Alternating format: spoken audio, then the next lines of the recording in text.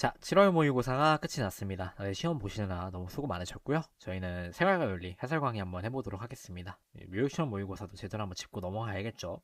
해설하기 전에 먼저 총평을 좀 하고 가자면은 이번 시험이 1등급 커트라인이 사이트마다 좀 다르게 나오긴 하는데 지금 대략 한 45점 정도로 예상이 되거든요. 웬만한 사이트에서 다 45점이다라고 얘기를 하고 있기 때문에 한 이 정도 나올 거긴 한데 45점이라 그래서 시험이 좀 어려운 시험이었냐라고 하면은 그건 아니었어요.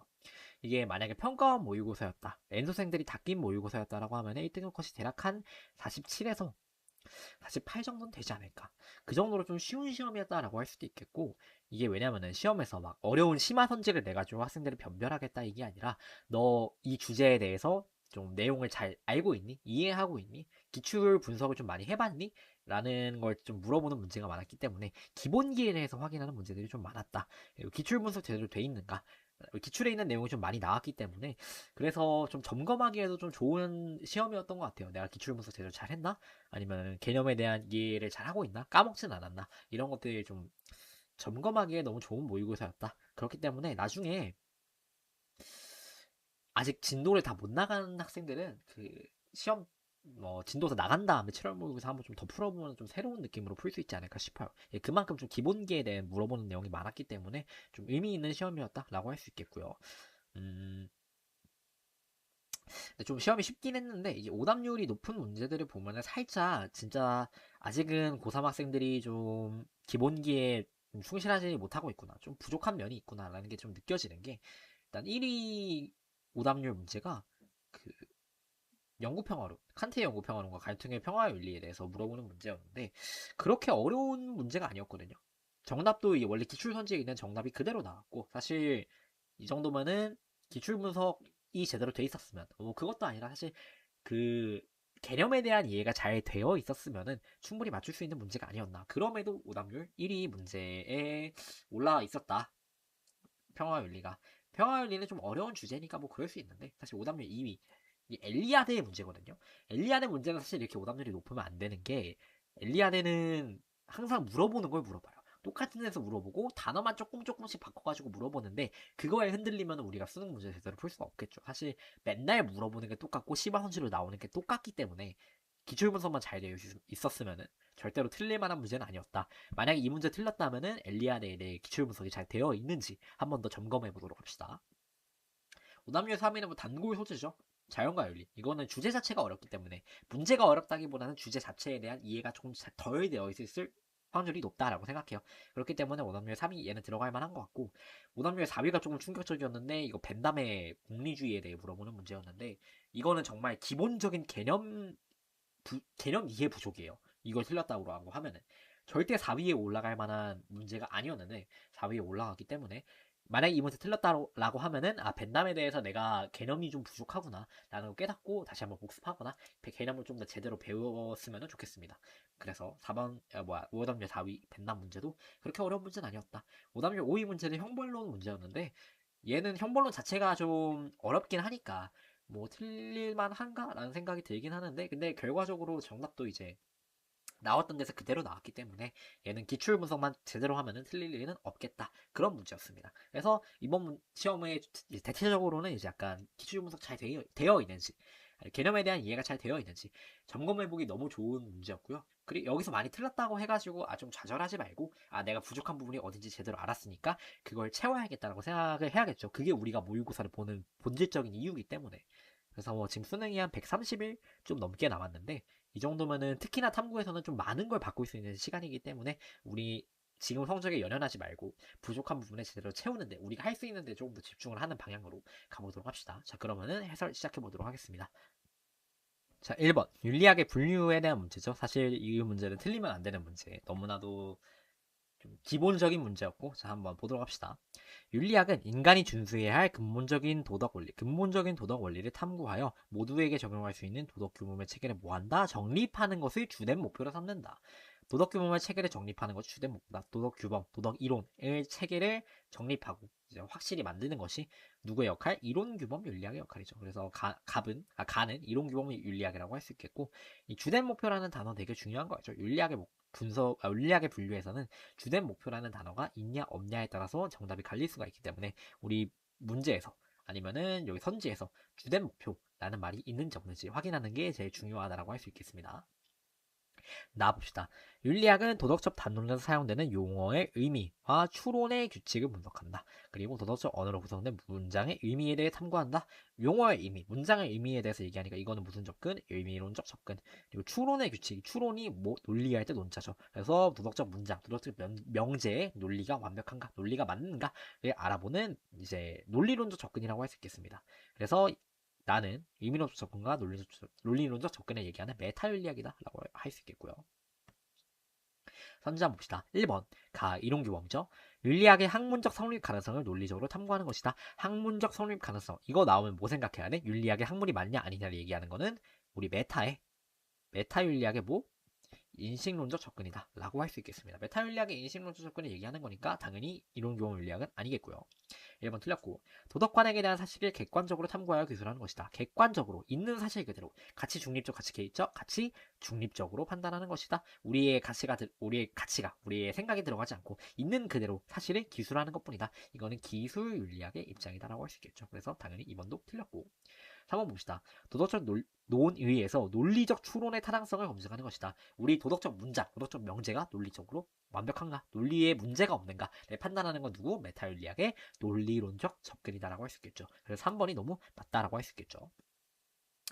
추론할 때 논자가 논리의 논자라고 했죠. 이게 논리가 맞는가, 정확한가 이런 걸 판단하는 것이기 때문에 당연히 3번이 정답이고 4번 봅시다. 윤리 이론을 응용하여 구체적 도덕 문제 해결을 모색하는 것이다. 윤리 이론 규범 윤리학에서 만든 윤리를 바탕으로 해서 우리가 그거를 응용해서 현실 문제를 해결하는데 해결책을 만드는 것이 주된 목표라고 하는 건 누구? 실천 규범 윤리학의 역할이다. 도덕 문제 해결 이게 제일 중요한 포인트다라고 할 수 있겠고 도덕 문제 해결을 말하는 것은 실천 규범 윤리학이니까 오히려 메타윤리학은 현실 도덕 문제에 관심이 있다 없다 도덕 문제 해결에 관심이 없기 때문에 그것이 메타윤리학의 대표적인 한계로서 제시되는 것이었죠. 그래서 메타윤리학은 너무 먼 얘기고 실천 규범 윤리학에 대한 내용이었다. 4번도 틀렸고요. 5번 봅시다. 가와다. 보편적으로 적용 가능한 도덕 규범을 제시하는 것이다. 도덕 규범, 도덕 이론, 도덕 체계 이런 것들을 정립하고 만드는 것, 제시하는 것은 누구의 역할? 이론 규범 윤리학의 역할이기 때문에 가는 맞지만 나는 틀렸다. 그래서 정답이 자연스럽게 3번이 되는 것이다. 라고 풀고 넘어가면 되겠습니다. 2번 봅시다. 자, 갑의 사상가들의 입장으로 가장 적절한 것은 봅시다. 갈 때 단이 서로 의지할 때 서 있을 수 있듯. 이거는 제가 대표적인 예시다. 대표적인 제시문의 예시다라고 했는데 그 갈대묶음 비유. 이거 어디서 사용하는 비유라 그랬죠? 불교에서 사용하는 비유라 그랬죠. 갈대묶음이 세 개가 서로 이렇게 의지하면서 있기 때문에 설 수 있는 거지. 이 세 개 중에 하나라도 빠져버리면 어떻게 되겠어? 자연스럽게 무너지겠죠. 그렇기 때문에 우리는 서로 의존하고 의지해야 살아갈 수 있는 존재들이다. 그렇기 때문에 만물의 상호 의존성, 인연생기를 얘기하는 누구의 입장? 불교의 입장이다. 라고 할 수 있겠죠. 그래서 이것이 있기 때문에 저것이 있고 이것이 일어나기 때문에 저것이 일어난다. 이거는 이런 뉘앙스는 불교에서 자주 얘기하죠. 물론 도가에서도 얘기할 수 있는 제시문이긴 하지만 일단은 먼저 갈대묶음 비유가 나왔고 그 다음에 뒤에 무명이라는 단어가 나오는데 우리가 이 무명이라는 단어에 좀 집중할 필요가 있는 게 일단 봅시다. 무명을 조건으로 전체의 괴로움에 무더기가 발생하고 무명이 멸하면 그 괴로움도 멸한다. 무명을 부정적인 입장으로 바라보고 있죠. 무명이라는 단어를 부정적으로 바라본다. 우리가 마음속에 밝은 불성이라는 게 존재하는데 우리 집착이 그 불성을 가리기 때문에 우리 불성이 밝아지지 못하는 상태가 무명의 상태, 우리의 불성이 제대로 드러나지 못하는 상태이기 때문에 부정적인 상태다라고 바라보는 게 불교의 입장이고 반대로 도가에서 무명을 바라볼 때는 이 무명자가 이름 명자예요. 이름이 존재하지 않는 이런 인간적인 관점이 개입되지 않은 긍정적인 상태로 보는 것이 이제 도가의 입장이다. 한자가 다르죠. 불교에서는 무명, 밝을 명자를 쓰는데 이제 도가에서는 이름 명자를 써서 이름이 없는 상태다. 우리 인간의 관점이 개입되지 않은 긍정적인 상태라고 바라보는 게 도가의 입장. 근데 여기서는 무명을 부정적으로 바라보고 있기 때문에 불교의 입장이구나 라고 하고 넘어가면 되겠습니다. 귀가 아니라 마음이 아니라 기로 들어야 한다. 기로 듣는 거나 죄송해요. 기로 듣는다는 것은 마음을 비우고 만물을 받아들이는 것이다. 참된 도는 이게 자연의 도를 얘기하는 거죠. 오직 빈 곳에만 모인다. 마음을 비우는 것을 심재라고 한다. 우리의 마음, 인간적인 관점, 인간적인 생각을 비우고 자연의 관점을 채우는 것, 자연의 도를 채우는 것이 우리에게 심재라고 할 수 있고 이게 도가 특히 장자가 얘기하는 대표적인 수양법이라고 할 수 있겠죠. 그래서 을은 장자다. 라고 할 수 있겠습니다. 자, 기라는 표현도 장자가 자주 쓰는 표현이고, 그래서 죽음관에서도 인간의 기에 대해서 기의 관점에서 설명을 하죠. 그래서 장자의 지시물이다 라고 할 수 있겠습니다. 자, 갑 봅시다. 고정된 실체로서의 자아를 깨달아 열반에 이르러야 한다. 고정된 실체로서의 자아. 뭐가 틀렸죠? 고정된 실체가 틀렸죠. 우리가 영원한 건 있다 없다? 없다. 뭐로 알 수 있냐면은 그 삼법인설 중에 재행무상, 재법무활한 얘기가 있죠. 이제 모든 것은 변하니 영원한 것은 없다.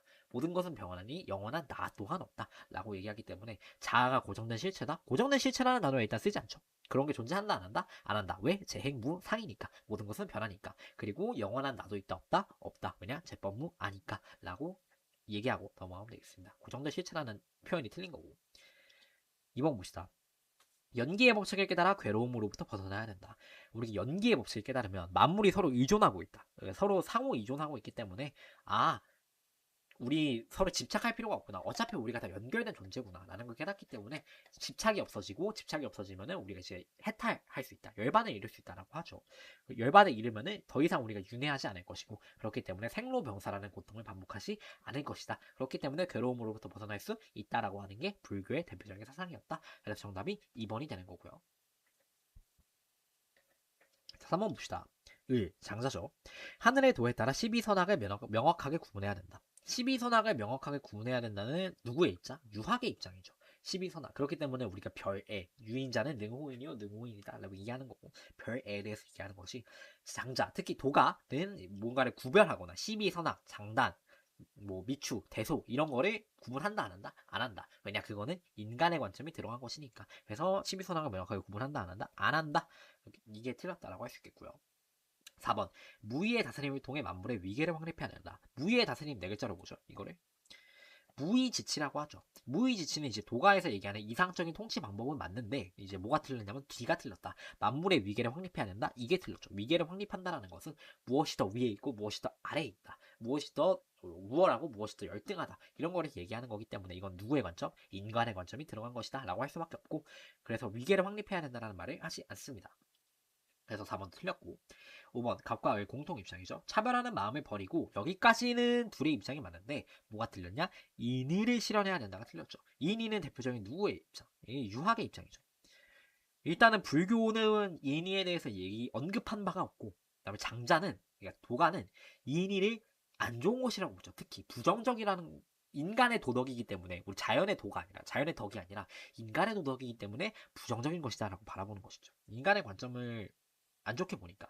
그래서 불교는 이런 말 한 적 없고 장자는 오히려 인의를 부정적으로 봤다. 그래서 유학을 비판했다라고 했기 때문에 5번도 틀린 내용이 되겠습니다. 갑과 을둘 다 틀렸고요. 그래서 정답이 2번이고 다음 문제로 넘어갑시다. 3번 갑의 사상가들의 입장으로 적절한 것을 보기 위해서 고른 것은 갑 기술은 탈은폐한 방식이다. 기술에 대해서 얘기하고 있는데 기술이 보다 탈은폐한 방식이다. 우리가 숨겨져 있던 것을 드러나게 하는 그런 한 가지의 방식이다라고 얘기하고 탈은폐라는 표현이 나온 거에서부터 누군지 알아야겠죠. 일단은 갑은 하이데거에 대한 내용입니다. 하이데거. 우리가 이 점을 주목하지 않고 기술을 단지 수단으로만 고찰할 경우 우리가 기술에 같이 개입하지 않을 경우 인간은 무반비한 상태로 기술에 내맡겨져 종속된다. 그렇기 때문에 기술에 대해서 같이 개입해야 돼? 안 해야 돼? 해야 된다. 우리가 기술 그 자체에 대해서 같이 개입하고 이 기술이 가져올 해악에 대해서 기술 그 자체가 가져올 해악에 대해서 우리가 집중해야 될 필요가 있다라고 얘기하는 하이데거의 입장이죠. 그래서 이거 되게 중요한 표현이었다. 기술의 수단으로만 고찰할 경우 같이 개입하지 않을 경우 인간은 무방비 상태로 기술에 내맡겨져 종속된다. 중요한 표현이었습니다. 그래서 하이데거에 대한 입장이었고 기술에 대해서 같이 중립, 같이 개입, 같이 개입적인 입장이다라고 할 수 있겠고요. 다음 봅시다. 기술은 인간의 행복과 불행에 관여할 수 있지만 그 자체는 선도 아니고 악도 아니다. 이게 되게 중요한 내용이었어요. 이게 제시문에 있는 내용인데 이거를 만약에 기존에 모르는 내용이었다라고 해도 이 제시문만 잘 읽으면은 밑에 있는 문제를 풀 수 있었다. 그래서 하나의 선제를 제길 수 있었기 때문에 우리가 제시문 독해가 이래서 중요하다는 거예요. 우리가 헷갈리거나 잘 모르는 내용을 제시문에서 힌트로서 주기 때문에 그래서 큰 도움이 될 수가 있다. 그래서 제시문 분석 잘 해야 돼요. 잘 읽어야 돼. 이게 그 중요성을 보여주는 제시문이었고 기술은 그 기술을 실현시키는 것과는 독립해 있는 자립적 존재로서 일종의 공헌입니다. 기술 그 자체로 뭐 할 수 있어? 없어? 없어. 기술이 본질이 선이다 악이다 이런 얘기 해요 안 해요? 안 하죠. 기술을 사용하는 인간이 누구냐에 따라서 그 기술이 가져오는 결과가 선한지, 결과가 악한지가 정해지는 것이지, 그 기술 자체에 선과 악은 있다 없다? 없다. 기술에 같이 개입해야 돼, 안 해야 돼? 안 해. 같이 중립적으로 기술을 바라봐야 된다라고 얘기하는 야스퍼스 입장이었습니다. 선지 판단해봅시다. 기억, 갑, 하이데거죠. 기술은 인간이 자연과 관계 맺는 방식을 변화시킬 수 있다. 이게 맞죠. 이거는 하이데거의 대표적인 입장. 그 제시문에서도 자주 나왔고 선지로서도 너무 자주 나왔던 내용이기 때문에 알고 있을 필요가 있어요. 이거 만약에 생소한 표현이었다, 문제 풀 때 약간 좀 낯설었다라고 하면은 하이데거 야스퍼스에 대한 그 공부가 좀 제대로 안 되어 있는 상태일 수 있기 때문에 조금 더 확실하게 개념부터 쌓아갈 필요가 있다. 그래서 하이데거가 기술이 인간이 자연과 관계 맺는 방식을 변화시키는 게, 인간과 자연이 관계 맺는 방식을 변화시키는 것을 기술의 본질이다. 이것이 기술의 본질이다라고 얘기하기까지 합니다. 그래서 중요한 내용이니까 알아둘 필요가 있고요. 자, 니은 봅시다. 기술은 인간의 개입 없이는 인간에게 해를 끼칠 수 없다. 너무나 맞죠. 기술 그 자체로서 어떤 목적이 있어? 없어요. 기술은 그 자체로서 할 수 있는 게 아무것도 없어. 인간이 그 기술을 단지 어떻게 사용하느냐에 따라서 결과가 달라지는 것 뿐이지, 기술 그 자체가 우리에게 무언가 해를 끼친다거나 우리에게 영향을 준다는 거 할 수 없어요. 그걸 이용하는 인간의 문제다라는 것이. 그렇기 때문에 니은도 너무나 맞는 내용이었고, 디귿 야스퍼스. 기술 그 자체는 인간의 의도와 무관하게 목적을 지닌다. 아까 얘기했죠? 당연히 틀렸죠. 목적에 지녀 안 지녀? 안 지닌다. 기술 그 자체는 공허한 힘이라니까. 인간이 어떻게 사용하느냐에 따라 달라진다니까. 당연히 같은 내용 계속 반복하고 있죠. 이것도 틀렸고. 리을, 갑가을. 기술의 본질은 인간의 지도를 통해 선이 될 수 있다. 이거는 야스퍼스를 통해 제끼라는 선지인 거 맞아요. 왜냐하면 야스퍼스에서 제시문에서 대놓고 줬거든. 기술 그 자체는 선도 아니고 악도 아니다. 기술의 본질이 선악으로 결정되어 있다? 아니라는 거죠. 선악으로 결정 안 되어 있다라는 내용이죠. 그렇기 때문에 인간이 어떻게 사용하느냐에 따라서 그 기술의 결과가 선이냐, 결과가 악이냐로 달라질 수 있는 것이지, 인간이 어떻게 사용하느냐에 따라서 기술의 본질 자체가 바뀌어버린다? 라는 말은 안 합니다. 기술의 본질은 선으로 악으로 고정되어 있지 않다. 선악이 존재하지 않는다. 라고 얘기하기 때문에 이것만 봐도 당연히 야스퍼스는 틀렸다. 라고 할 수 있겠고, 하이데거도 아까 얘기했죠. 하이데거는 기술의 본질이 뭐라 그랬어? 인간과 자연의 관계 맺는 방식을 변화시키는 것이 기술의 본질이라고 얘기했지, 선이다, 악이다로 하나로 쓰다 꼭 집어서 얘기한 것이 아니기 때문에 하이데거도 당연히 틀렸다라고 할 수 있겠죠. 그래서 정답이 1번이다 라고 하고 넘어가면 너무 잘했다. 4번 봅시다. 현본론 문제죠. 정답률 5위의 문제. 정답률이 48.7%밖에 안 되는데 어려운 주제긴 하지만 사실 또 기출 분석이 잘 되어 있으면 이것도 틀릴만한 문제는 아니었다. 그래서 한번 보도록 합시다. 어떤지. 자, 갑. 종신노역형에 대한 전망은 불확실한 범죄 성공 가능성과 종신고통을 비교하게 된다. 그렇기 때문에 이게 공리주의 논 거죠. 그러니까 범죄자가 범죄를 일으킬 때 내가 범죄를 성공했을 때 얻을 이득이나 범죄를 저질러서 잡혔을 때 그 처벌이 나한테 갖춰져주는 손해랑 그거의 크기를 해보고 나서 범죄를 저지를지 말지 결정을 하는데, 만약에 범죄 처벌이 너무 커버리면, 너무 고통스러우면은 범죄를 이제 함부로 실행할 생각을 하겠어 안 하겠어? 안 하겠죠. 그렇기 때문에 범죄의 효과는 확실해야 된다. 범죄 그 처벌의 고통이 확실해야 된다라고 공리주의적 논거를 얘기하는 누구다? 베카리아다. 종신노역형에 대해서 얘기하는 거 보고 베카리아겠구나라는 생각이 먼저 들긴 해야죠. 그리고 종신노역형은 사형보다 훨씬 지속적인 인상을 남긴다. 종신노역형은 말 그대로 평생 일을 하도록, 죽을 때까지 일하도록 만드는 형벌이기 때문에 사실 사형은 사람의 목숨을 앗아가는 거지만 그게 그냥 사람 한번 죽이고 끝나는 거기 때문에 너무 단기적이란 말이에요. 효과가 임팩트가 강할 수는 있어도 너무나 단기적이기 때문에 지속적인 범죄 예방 효과를 가져다 주지 않는다. 그렇기 때문에 뭐 해야 돼? 지속적인 범죄 예방 효과를 가져다 주는 종신노역형을 실행을 해야지, 사형은 너무 비효율적이다, 너무 과한 형벌이다라고 얘기하고.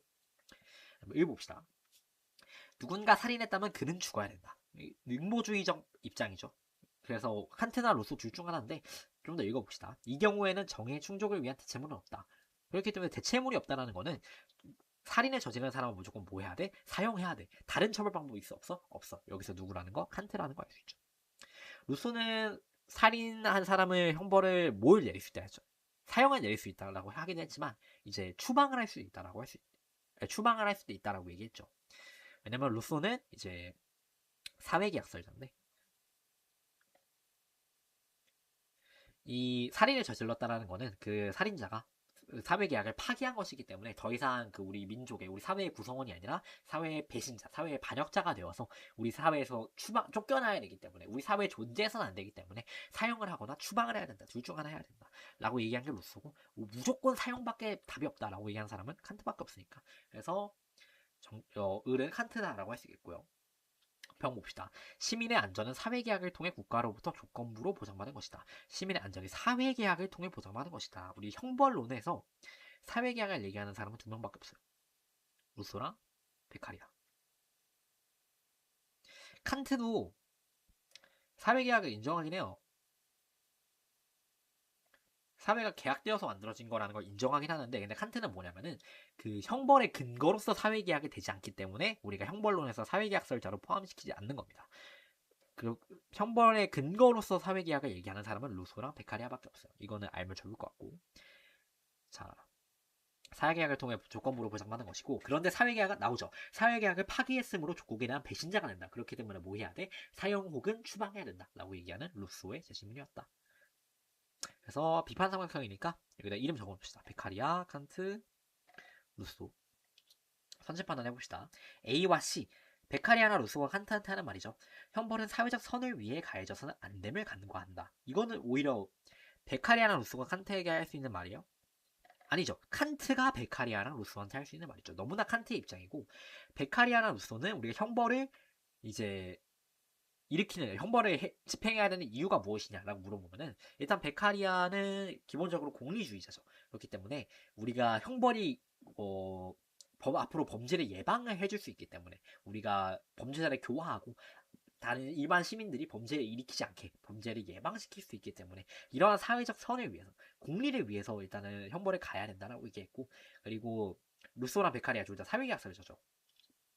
사회적 선이라는 얘기가 나오면 공리주의적 논거니까 루소는 이런 말 하면 안 되는 거 아닌가요? 라고 할 수 있는데, 아니에요. 이거는 사회계약서에도 포함되는 내용입니다.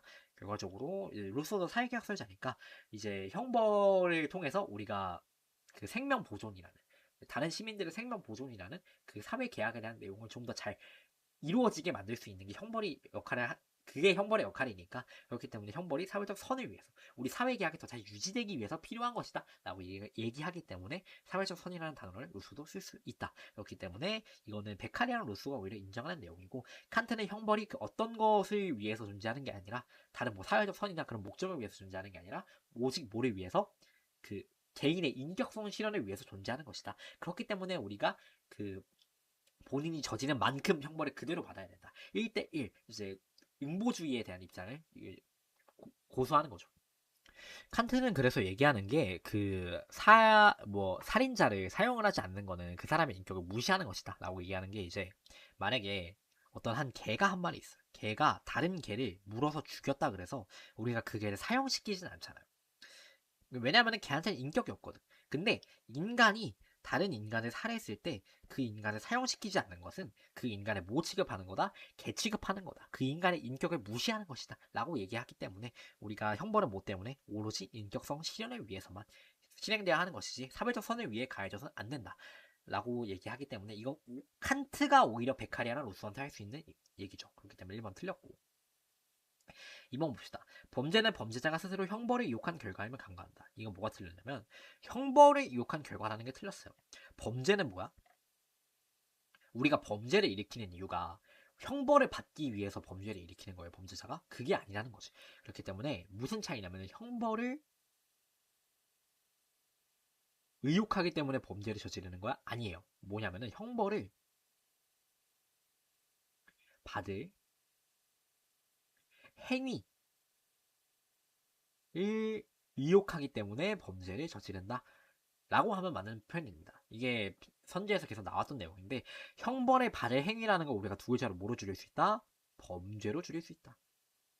우리가 그랬기 때문에 범죄를 저지를 것을 이용하기 때문에 범죄를 저지르는 것이 형벌을 받기 위해서 범죄를 저지르는 것은 아니다. 형벌의 받을 행위, 그러니까 두 글자로 범죄를 이용하기 때문에 우리가 범죄를 저지르는 것이다. 라고 하는 칸트의 심화선지라고 할 수 있겠습니다. 이게. 네, 기존에 나왔던 내용이니까 이거 기출 분석 충분히 했으면 볼 수 있을 내용이었고, 형벌을 이용하는 게 아니라 형벌받은 행위를 이용하는 것이다. 그래서 틀린 내용이고, 칸트가 이런 얘기 안 하죠. 자, 3번 D. 그러니까 칸트가 루소한테 해야 되는 얘기인데 살인자를 더 이상 시민적 인격체로 볼 수 없음을 간과한다. 이거는 시민적 인격체라고 볼 수 없다라고 얘기하는 거는 칸트랑 루소의 어찌 보면 공통점이라고 할 수도 있어요. 그러니까 루소는 이런 내용을 간과해 안 해? 안 한다라는 거지. 애초에 그 살인을 저지르는 사람은 민족의 반역자라 그러죠.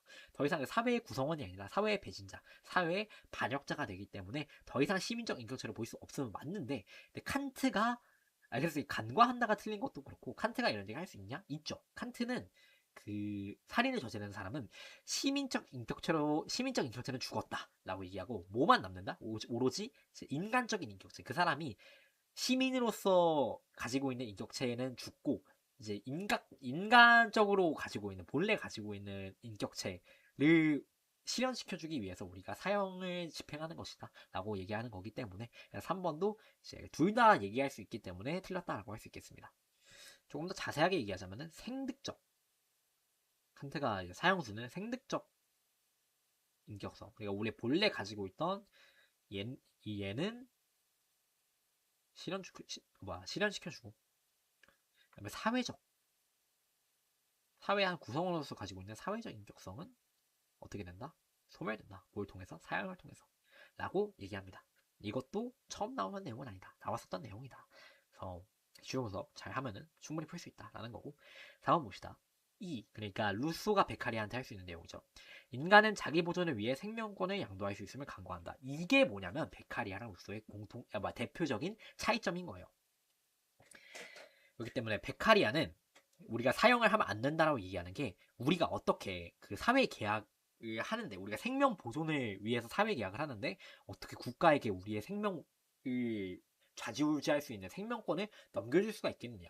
그러면은 우리가 생명 보존이라는 목적에서 멀어지지 않느냐라고 얘기하기 때문에 사회 계약서를 근거로 들어서 사형제도 폐지를 주장하는 거고, 루소는 아니다. 우리가 오히려 사회 계약을 할 때 우리의 생명 보존권을 더 잘 보장받기 위해서 우리의 생명을 좌지우지할 수 있는 생명권을 국가에게 넘겨주는 것이다 라고 얘기하면서 사회 계약을 이제 사회 계약 존치의 근거로서 삼는 거죠. 그렇기 때문에 사회 계약이라는 것을 어떻게 해석하는 둘의 관점의 차이에 따라서 이제 사회 계약 존치, 사회 계약 폐지로 갈라지는 건데, 그래서 루소는 자기 보존을 위해 생명권을 국가에 양도할 수 있다의 입장이고, 베카리아는 자기 보존을 더 잘하기 위해서 생명권을 국가에게 양도할 수 없다의 입장인 거죠. 둘의 대표적인 차이점이다. 그래서 정답이 4번이 되겠다. 루소가 생명권을 양도할 수 있어 라고 베카리아를 비판할 수 있는 거죠. 그렇기 때문에 정답이 4번이고, 5번 봅시다. F.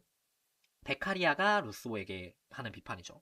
살인자에게 사형 이외에 다른 형벌을 부과할 수 있음을 간과한다. 일단 베카리아는 살인자에게 사형을 내리면 된다, 안 된다? 안 된다라고 얘기하겠죠. 그런데 루소, 살인자에게 사형 외에 다른 형벌을 부과할 수 있음을 간과하나요? 간과하지 않습니다. 루소가 살인자에게 내릴 수 있는 형벌 아까 두 가지가 있다 그랬죠. 뭐? 사형이랑 두 번째로 추방이 있습니다. 굳이 사형을 안 해도 돼. 그냥 우리 사회에 더 이상 얘가 존재하지 않게만 하면 되는 거거든요. 그렇기 때문에 죽이거나 아니면 우리 사회에서 내쫓거나 둘 중 하나만 하면 되기 때문에 우리 루소 다른 형벌을 내릴 수 있음을 간과하지 않습니다. 정답 그래서 4번이 되겠죠.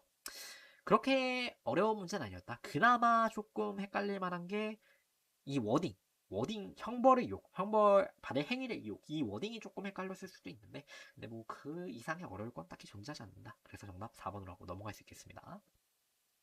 5번. 상당히 쉬운 문제죠. 일단 봅시다. 갑을 사상가들의 입장으로 적절한 것을 보기에 있는 대로 고르는 것은, 자, 각자 제 것을 소유하고 제 일을 하는 것이 올바릅니다. 국가 내 계층이 몇 개 있다? 3개가 있는데 그 사이에 참견이나 기능의 상호교환, 우리 역할 교환 이런 거 하면 되는데 안 된다라는 거죠. 이 참견이나 기능의 상호교환을 하면은 국가에 대한 최대 해악이며 가장 큰 악행이다. 국가의 붕괴, 파멸을 가지고 올 수 있다라고까지 얘기하는. 그래서 계층 교환 절대 하면 안 되고 국가의 세 계층이 존재한다라고 얘기하는 플라톤이죠. 뭐가 있어? 통치자가 있고, 방위자가 있고, 생산자가 있겠죠. 이 세 계급이 존재한다라고 얘기하는 플라톤의 입장이고. 여기 봅시다. 백성은 항산이 없으면 항심도 가질 수 없다. 그러니까 무항산이면 무항심이다라고 얘기하는 거 누구예요? 맹자죠. 먹고 살만 해야지 우리가 도덕성도 가질 수 있지. 백성들에게 생업을 마련해 주어도 부모 처자를 먹여 살리기에 부족하면 예의를 익힐 겨를이 없다. 당연하죠.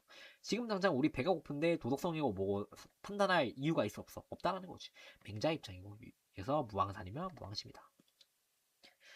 기업 봅시다.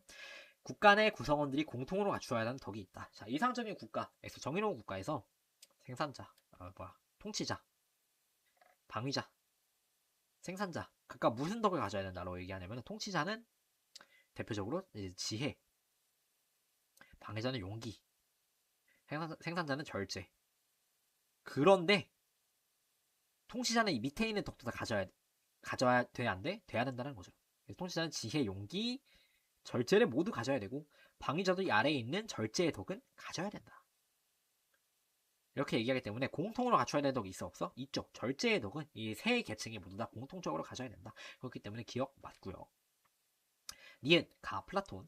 각자는 타고난 성향에 따라 한 가지 직분에 임해야 된다. 그죠? 플라톤은 개인이 타고난 성향에 따라 태어날 때부터 약간 금은도의 그 타고난 성향이 정해진다라고 하죠. 누군가는 금의 성향을 타고나고, 누군가는 은의 성향을 타고나고, 누군가는 동의 성향을 타고나는데, 그래서 그 성향을 우리가 잘 테스트하기 위해서 국가에서 교육을 시키고 시험을 봐서 우리가 타고난 성향이 무엇인지 국가에서 테스트해서 그걸 통해서 우리가 생산자인지 통치자인지 방위자인지 계층을 정하는 것이다 라고 했죠. 그렇기 때문에 당연히 타고난 성향에 따라 한 가지 직분에 임해야 된다. 겸업 이런 거 인정한다 안 한다? 안 한다. 그래서 니은도 당연히 맞는 얘기고. 디귿 봅시다. 백성들의 경제적 안정은 그들의 도덕적 삶의 기반이 된다. 너무 맞죠? 이게 무슨 얘기예요? 유항산이면 보다 유항심이다. 그래서 뭘 만드는 게 제일 중요해? 통치자가 백성들의 항산을 보장하는 것이 첫 번째 임무다라고 얘기하죠. 경제적 안전, 유항산이 뭐로 이어진다? 유항심의 기반이 된다. 그렇기 때문에 디귿도 당연히 너무나 맞는 내용이고.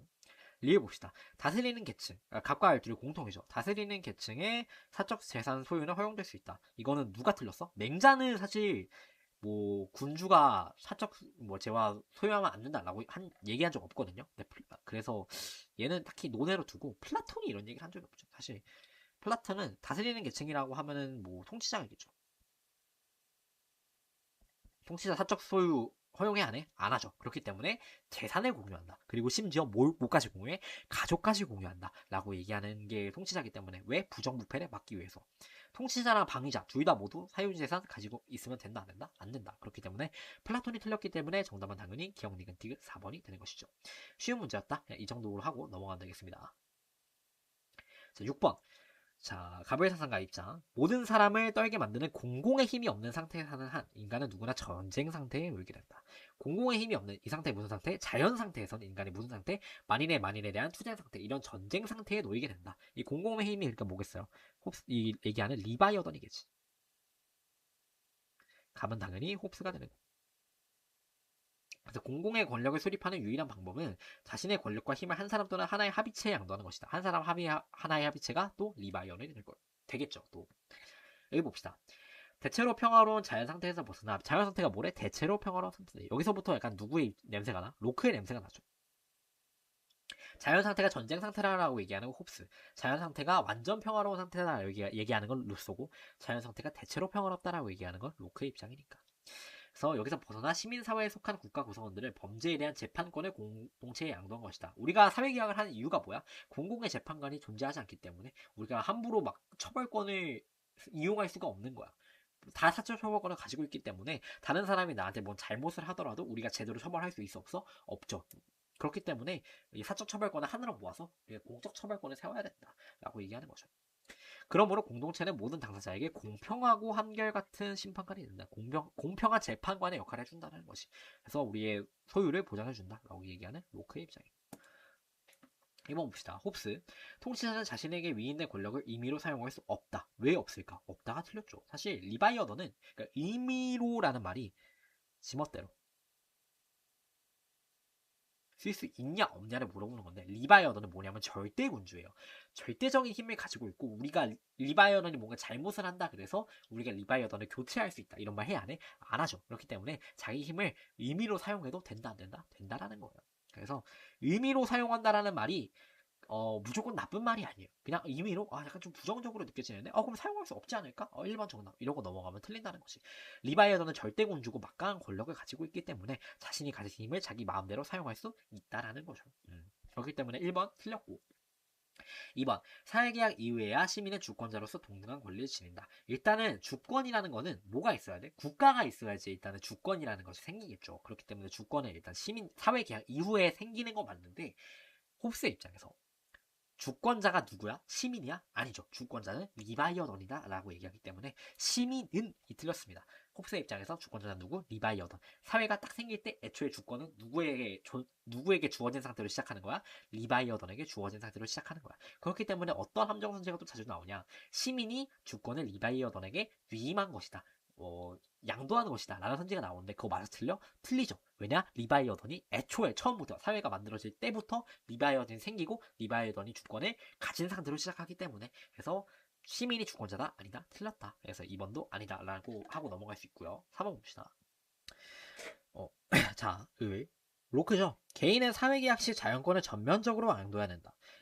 사회계약을 했을 때 로크는 자연권 전면 양도라 했어요? 일부 양도라 그랬어? 일부 양도라 그랬죠. 그런데 그 범위가 무엇이냐라는 걸 확실하게 로크가 얘기했냐 안 했냐는 그러니까 무엇은 양도하고 무엇은 양도하지 말자 이거를 확실하게 얘기한 적은 로크가 사실 없다라고 생각해주면 좋아요. 이거는 교수님들 사이, 대학 교수님들 사이에서도 논쟁의 여론이 있기 때문에 그렇기 때문에 시험 문제에서 그 범위에 대해서 물어보지는 않죠.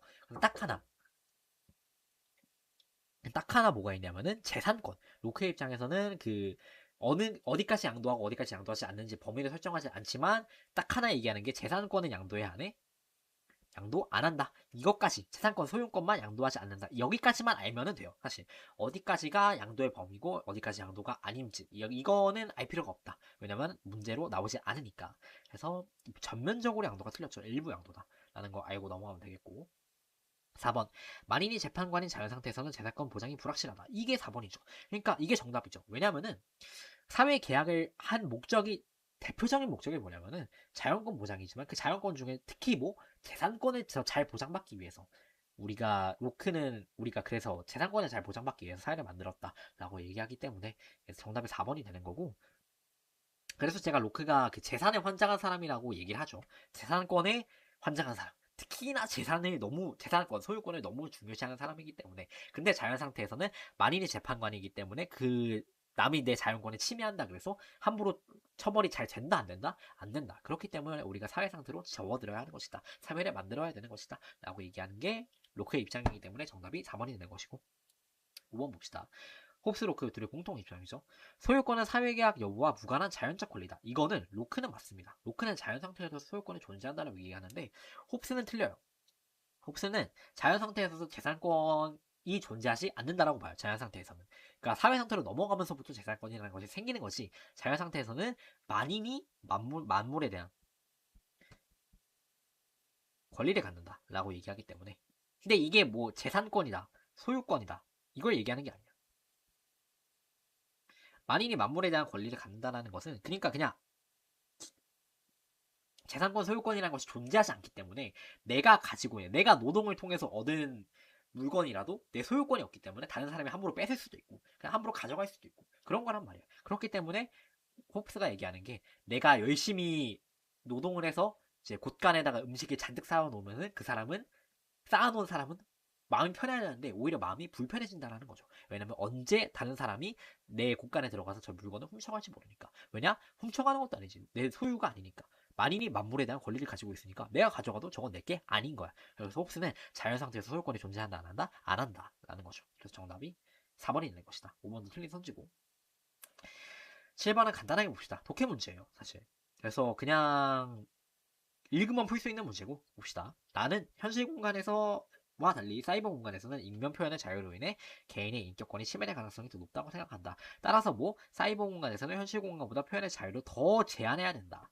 그런데 어떤 사람들은 익명 표현의 자유 역시 기본 권리에 해당한다고 본다. 따라서 사이버 공간에서는 현실 공간과 마찬가지로 표현의 자유를 최대로 보장하는 규범이 필요하다고 주장한다.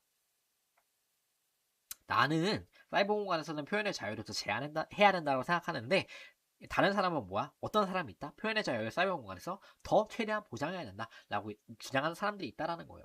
그래서 그 사람이 뭘 간과하고 있는지 알아봅시다. 1번부터 5번까지 선지가 싹 다 간과한다로 끝나니까 어떤 내용을 간과하고 있다라는 거를 얘기할지. 근데 딱 봐도 보이죠. 뭘 간과한다라고 얘기할 거야?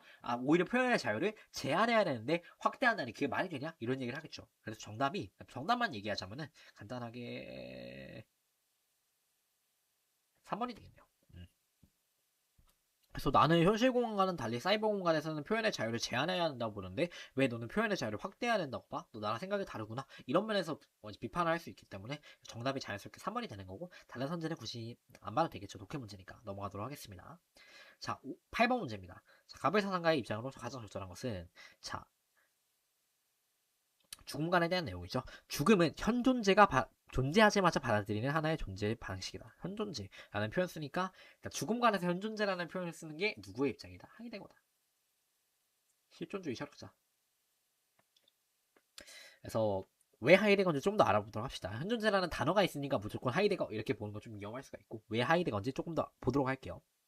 그래서 죽음은 가장 독자적이고 묘율교섭적이다. 그래서 죽음에 대한 성찰을 이제 혼자 해야 된다 그랬어? 다른 사람들과 같이 해야 된다 그랬어?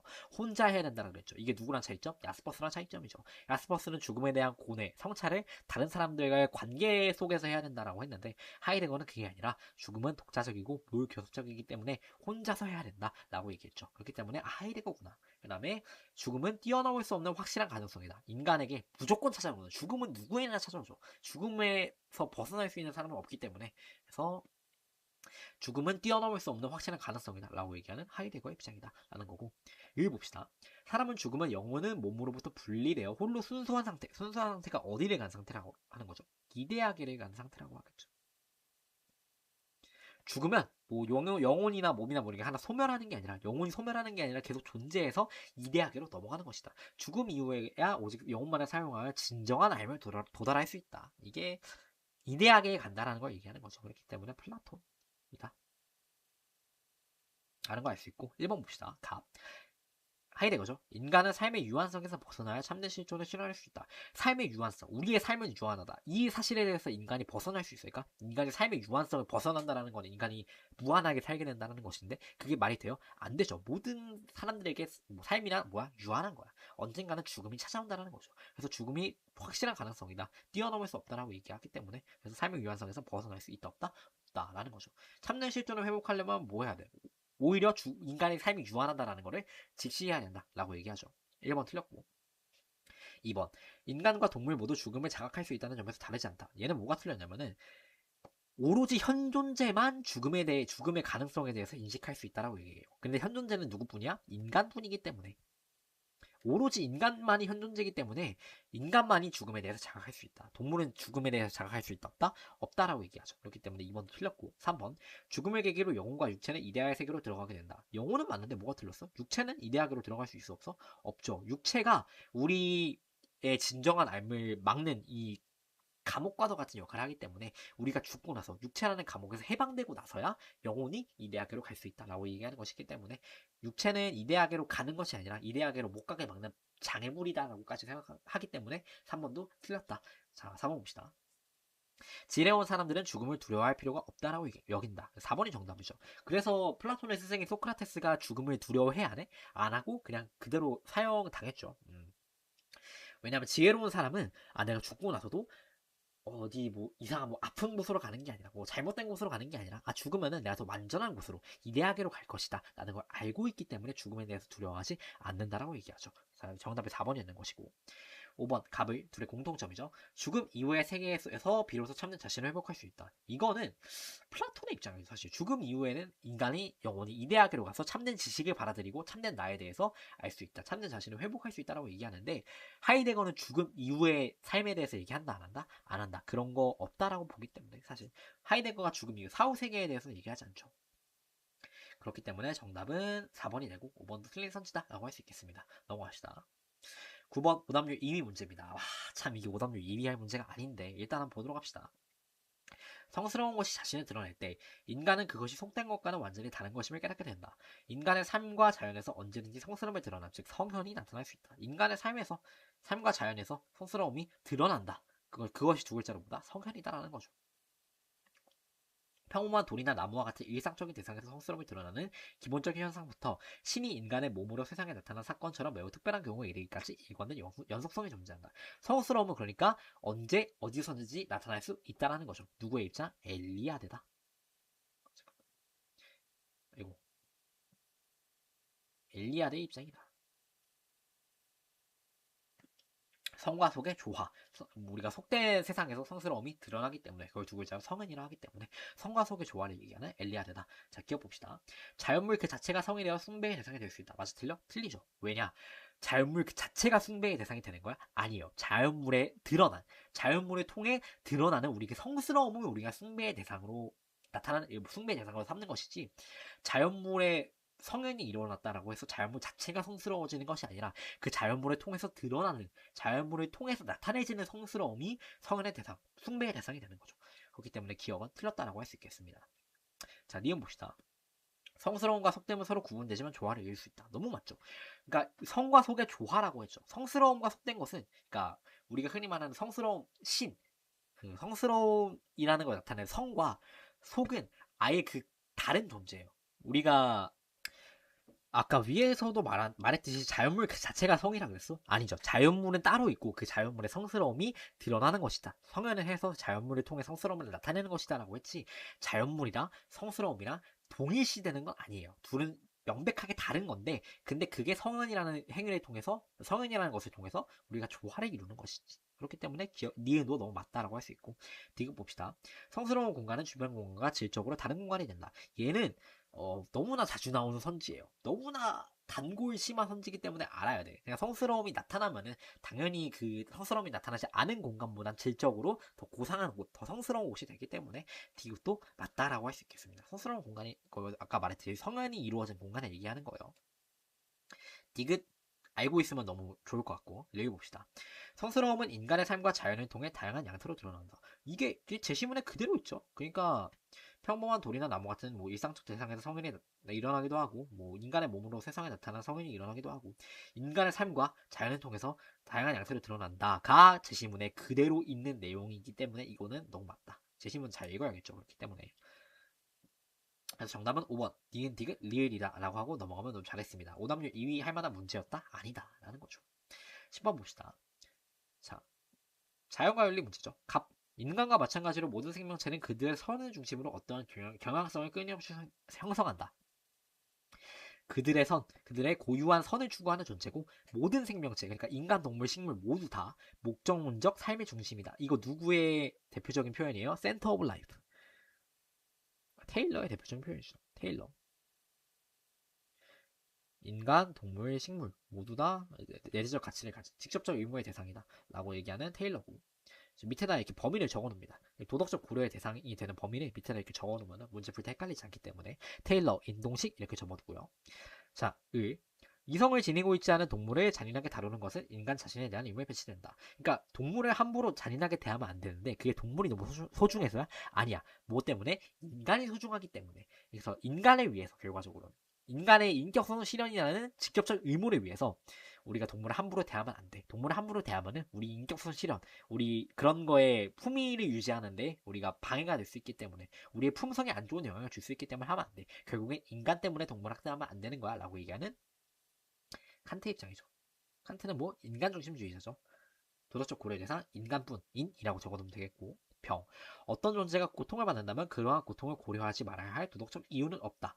그러니까 도덕적 고려의 근거가 뭐야? 고통을 받는다. 쾌고감수 능력이 있냐 없냐. 그것만이 오직 도덕적 고려의 근거가 된다 라고 얘기하는 건 누구? 싱어 입장이죠. 싱어 동물중심주의자이기 때문에 인동 적어주면 좋겠고, 평등의 원칙을 그들의 존재를 평등하게 고려할 것을 요구한다. 이게 뭐야? 이익관심 평등 고려의 원칙을 얘기하는 거죠. 고통을 평등하게 고려해야 된다라고 얘기하니까. 벤다이어건의 문제네요. 적어둡시다. 테일러, 칸트, 싱어 이렇게 적어두고, 저는 여기 옆에다도 이렇게 적어둡니다. 이렇게 세 명의 트가 아닌데 싱이죠. 이 선지 하나를 이제 세 명을 동시에 한 번에 빠바바 판단하기가 좀 어렵기 때문에 한 명 한 명 한 명 이렇게 따로따로 판단하는 게 좋아요. 그러면 시간이 좀 오래 걸리지 않냐라고 할 수 있는데, 사실 생윤이 시간이 부족한 과목이 전혀 아니기 때문에 이렇게 푸는 게 훨씬 정확하기 때문에 이렇게 풀어야 되는 게 맞다고 생각합니다. 봅시다. 기억. A. 오로지 테일러만 인정해야 되죠. 인간의 이익과 관계없이 그 자체로서 가치를 지닌 생명체가 있다. 인간의 이익과 관계없이, 우리에게 수단적 가치가 아니라 우리 이익과는 별개로 그 자체로 소중한 그 자체로서의 가치. 이게 무슨 가치? 내재적 가치다. 가치를 가진 존재가 이때 당연히 있죠. 테일러 입장에서 그게 뭐야? 인간, 동물, 식물일 거고, 칸트 입장에서도 온 게, 칸트 입장에서도 인간의 이익과 관계없이 그 자체로 가치를 지니는 존재 있어. 누구? 인간이 있죠. 그렇기 때문에 우리가 인간의 뭐라 그래? 수단뿐만 아니라 이제 목적으로 대해야 된다. 수단이 아니라 목적으로 대해야 된다라고 얘기하기 때문에 칸트 입장에서는 너무 맞는 선지고, 싱어 입장에서도 맞죠. 인간 플러스 동물 모두 다 내재적 가치를 가지고 있기 때문에. 그러니까 이거 선지 그냥 요새 생존에서 치환하는 게 되게 중요하거든요. 복잡한 표현에 간단한 표현으로 바꿔주는 게 너무 중요한데, 인간의 이익과 관계없이 그 자체로서의 가치를 내재적 가치라는 단어로 바꿀 수만 있으면, 내재적 가치를 지닌 생명체가 있다 라고 물어보는 문제이기 때문에 너무 쉬워지지. 테일러도 있죠. 인동식, 칸트도 있고, 인간, 싱어도 있죠. 인동이기 때문에 기억은 A에 들어갈 문제가 아니라 D에 들어갈 내용이었다. 틀렸고요. 니은 B, 그러니까 칸트랑 테일러가 둘 다 인정해야 되죠. 어떤 존재의 도덕적 지위 여부는 쾌고감수 능력의 유무에 달려있지 않다. 그러니까 도덕적 지위의 여부가 오직 쾌고감수 능력을 통해서 좌지우지되는 게 아니다. 그러니까 쾌고감수 능력을 통해서 그 도덕적 지위의 여부가 판단이 된다라고 얘기하는 사람은 누구죠? 싱어죠. 그러니까 이 니은 선지는 뭐냐면은 싱어를 비판하는 선지예요. 그렇기 때문에 싱어 말고 모두가 다 얘기할 수 있겠죠. 싱어의 이견을 비판하는 내용이기 때문에 싱어 말고 모두 다 얘기할 수 있다. 그래서 테일러나 칸트는 인정하고 싱어는 인정하지 않는다. B에 너무 잘 들어갔다라고 할 수 있겠죠. 그래서 니은 맞고. C.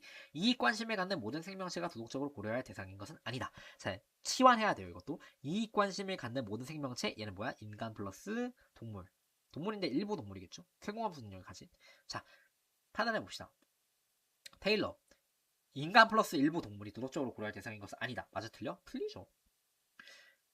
인간 플러스 동물, 게다가 테일러는 식물까지도 다 도덕적으로 고려해야 된다고 얘기하는데, 당연히 인간이나 동물 모두 다 도덕적으로 고려할 대상인 건 맞죠. 칸트 입장에서 맞아, 틀려? 맞죠. 칸트 입장에서는 동물, 이익 관심을 갖는 모든 생명체는 인간 플러스 동물인데, 동물을 도덕적으로 고려해야 될 필요 있어 없어? 없죠. 도덕적 고려의 대상은 오롯이 누구뿐이니까? 인간뿐이니까. 그러니까 칸트는 맞다라고 할 수 있겠고, 싱어는 맞아, 틀려? 틀리죠. 싱어는 애초에 도덕적으로 고려해야 될지 말지 이제 판단하는 근거가 뭐야? 이익 관심을 갖냐 안 갖냐 이기 때문에. 그래서 얘는 싱어는 너무 긍정하는 입장이기 때문에 얘는 칸트만의 입장이다. 그래서 C에 들어가야 되는 게 아니죠. 오로지 칸트, 여기에 들어가야지. 칸트만의 입장이니까. D가 틀렸고. 4번 봅시다. 행위 당사자의 이익이 감소하더라도 동물을 함부로 대하지 말아야 되는 경우가 있다. 얘는 테일러 입장에서 동물을 함부로 대하면은 돼요, 안 돼요? 안 되지. 우리의 이익과는 별개로. 그러니까 동물도 그 자체로 소중한 내재적 가치를 가지고 있기 때문에 우리의 이익과 상관없이 도덕적으로 존중해야 돼, 말아야 돼? 해야 되지. 당연히 맞죠. 테일러. 인간, 동물뿐만 아니라 모든 식물까지 다 도덕적 고려의 대상으로 넣기 때문에 테일러 맞고. 칸트가 어려우니까 칸트 빼놓고 싱어부터 보도록 할게요. 싱어는 당연히 그 내 이익이 감소하더라도 동물의 이익을 위해서, 공리주의자니까 내 이익이, 행위 당사자의 이익이 감소하더라도 그것보다 더 큰 동물의 이익을 더 크게 높여줄 수 있다면 당연히 함부로 대하지 말아야 되는 거 맞지. 싱어 입장에서 공리주의 논거로서 맞고. 그리고 애초에 동물을 함부로 대해야 된다라고 얘기하겠어요. 싱어가 동물주의자인데 당연히 그런 얘기 안 하죠. 그래서 싱어도 맞는데 칸트도 맞다라고 판단해 주는 게 되게 중요한데, 그 이유가 뭐냐면은 동물을 함부로 대하지 말아야 된다라고 칸트가 얘기하죠. 왜 그래? 그게 동물이 너무 소중해서야? 아니죠. 동물을 함부로 대하면은 그게 결과적으로 다른 인간에 대함에 있어서 우리가 발휘해야 되는 인격성, 우리의 품성에 안 좋은 영향을 줄 수 있기 때문에, 인격성 실현이라는 인간의 직접적인 의무에 이제 실현에 좀 방해가 될 수 있기 때문에 하면 안 된다. 그게 우리의 이익과 우리의 뭐 이익 관심, 뭐 쾌락 고통과 관련이 있어서 그런 거예요? 아니죠. 뭐 때문에 우리의 의무니까. 동물을 함부로 대하지 않는 것이 우리의 간접적인 의무, 우리의 직접적 의무라는 의무를 위한 간접적 의무니까. 그래서 함부로 대하지 말아야 되는 건 맞다. 칸트도 맞다. 그래서 정답이 니은 리을이다 라고 하고 넘어가면 되겠습니다. 학생들이 많이 헷갈린 이유는 아마 이것뿐이었을 거예요. 이 리을 선지의 칸트 때문에. 저는 그것 때문일 거라 믿어 의심치 않습니다. 우리 학생들 믿어요. 다른 거에 헷갈리진 않았겠지 설마? 그랬을 수도 있는데, 그러면은 조금 더 기출 분석을 열심히 하자. 어, 제가 유일하게 생각하는 조금은 낯설 수 있었을, 죄송해요. 발음이 안 되네. 낯설 수 있을 만한 표현이 행위 당사자의 이익이 감소하도록 동물 함부로 대하지 말아야 하는 경우가 있다. 이 선지를 칸트 입장에서 판단하기 어렵지 않았을까? 그 정도 생각은 드네요. 다음 문제로 넘어가도록 하겠습니다. 11번. 11번. 갑을 사상가 입장으로 가장 적절한 것을 고르면 되죠. 갑. 자유세계에서는 자산이 어떻게 분배될 것인가를 합동으로 결정하는 집단이 존재하지 않는다. 정의의 주제는 소유물에 관한 것이며 소유물, 정의가 뭐와 관련돼 있다? 소유물에 관련돼 있다. 소유물의 최초 취득과 소유물의 이전, 소유물에서의 불이의 규정으로 구성된다. 그러니까 우리가 소유 권리를 주장할 때 그 이 소유가 정당한 건지를 볼 때 딱 이것만 보면 돼. 뭐 소유물의 최초 취득과 그 이전 그리고 그 과정에서 있는 불이를 규정하는 것. 그것만 있으면 소유가 정당할 것이다 라고 얘기하는 누구의 입장? 소유 권리론 얘기하는 노직의 입장이죠. 여기 봅시다. 완전 정의로운 체제. 이게 뭐냐면은 정의의 원칙이 잘 지켜지는 체제를 얘기하는 거죠. 최소수혜자들의 기대치가 실제로 극대화된 체제로서 뭐 때문에 극대화되는 거지? 우리가 그 이다시 차등의 원칙을 통해서 극대화할 수 있는 거죠. 보다 더 유리한 처지에 있는 사람들이 기대치를 변화시켜도 최소수혜자들의 처지가 더 이상 향상될 수 없게 된다. 왜냐하면 완전 정의로운 체제에서는 애초에 최소수혜자들의 이제 권리가 이제 죄송해요. 아씨 최소수혜자들이 얻는 이익이 극대화될 거니까 그거 얘기하는 누구? 로일스죠.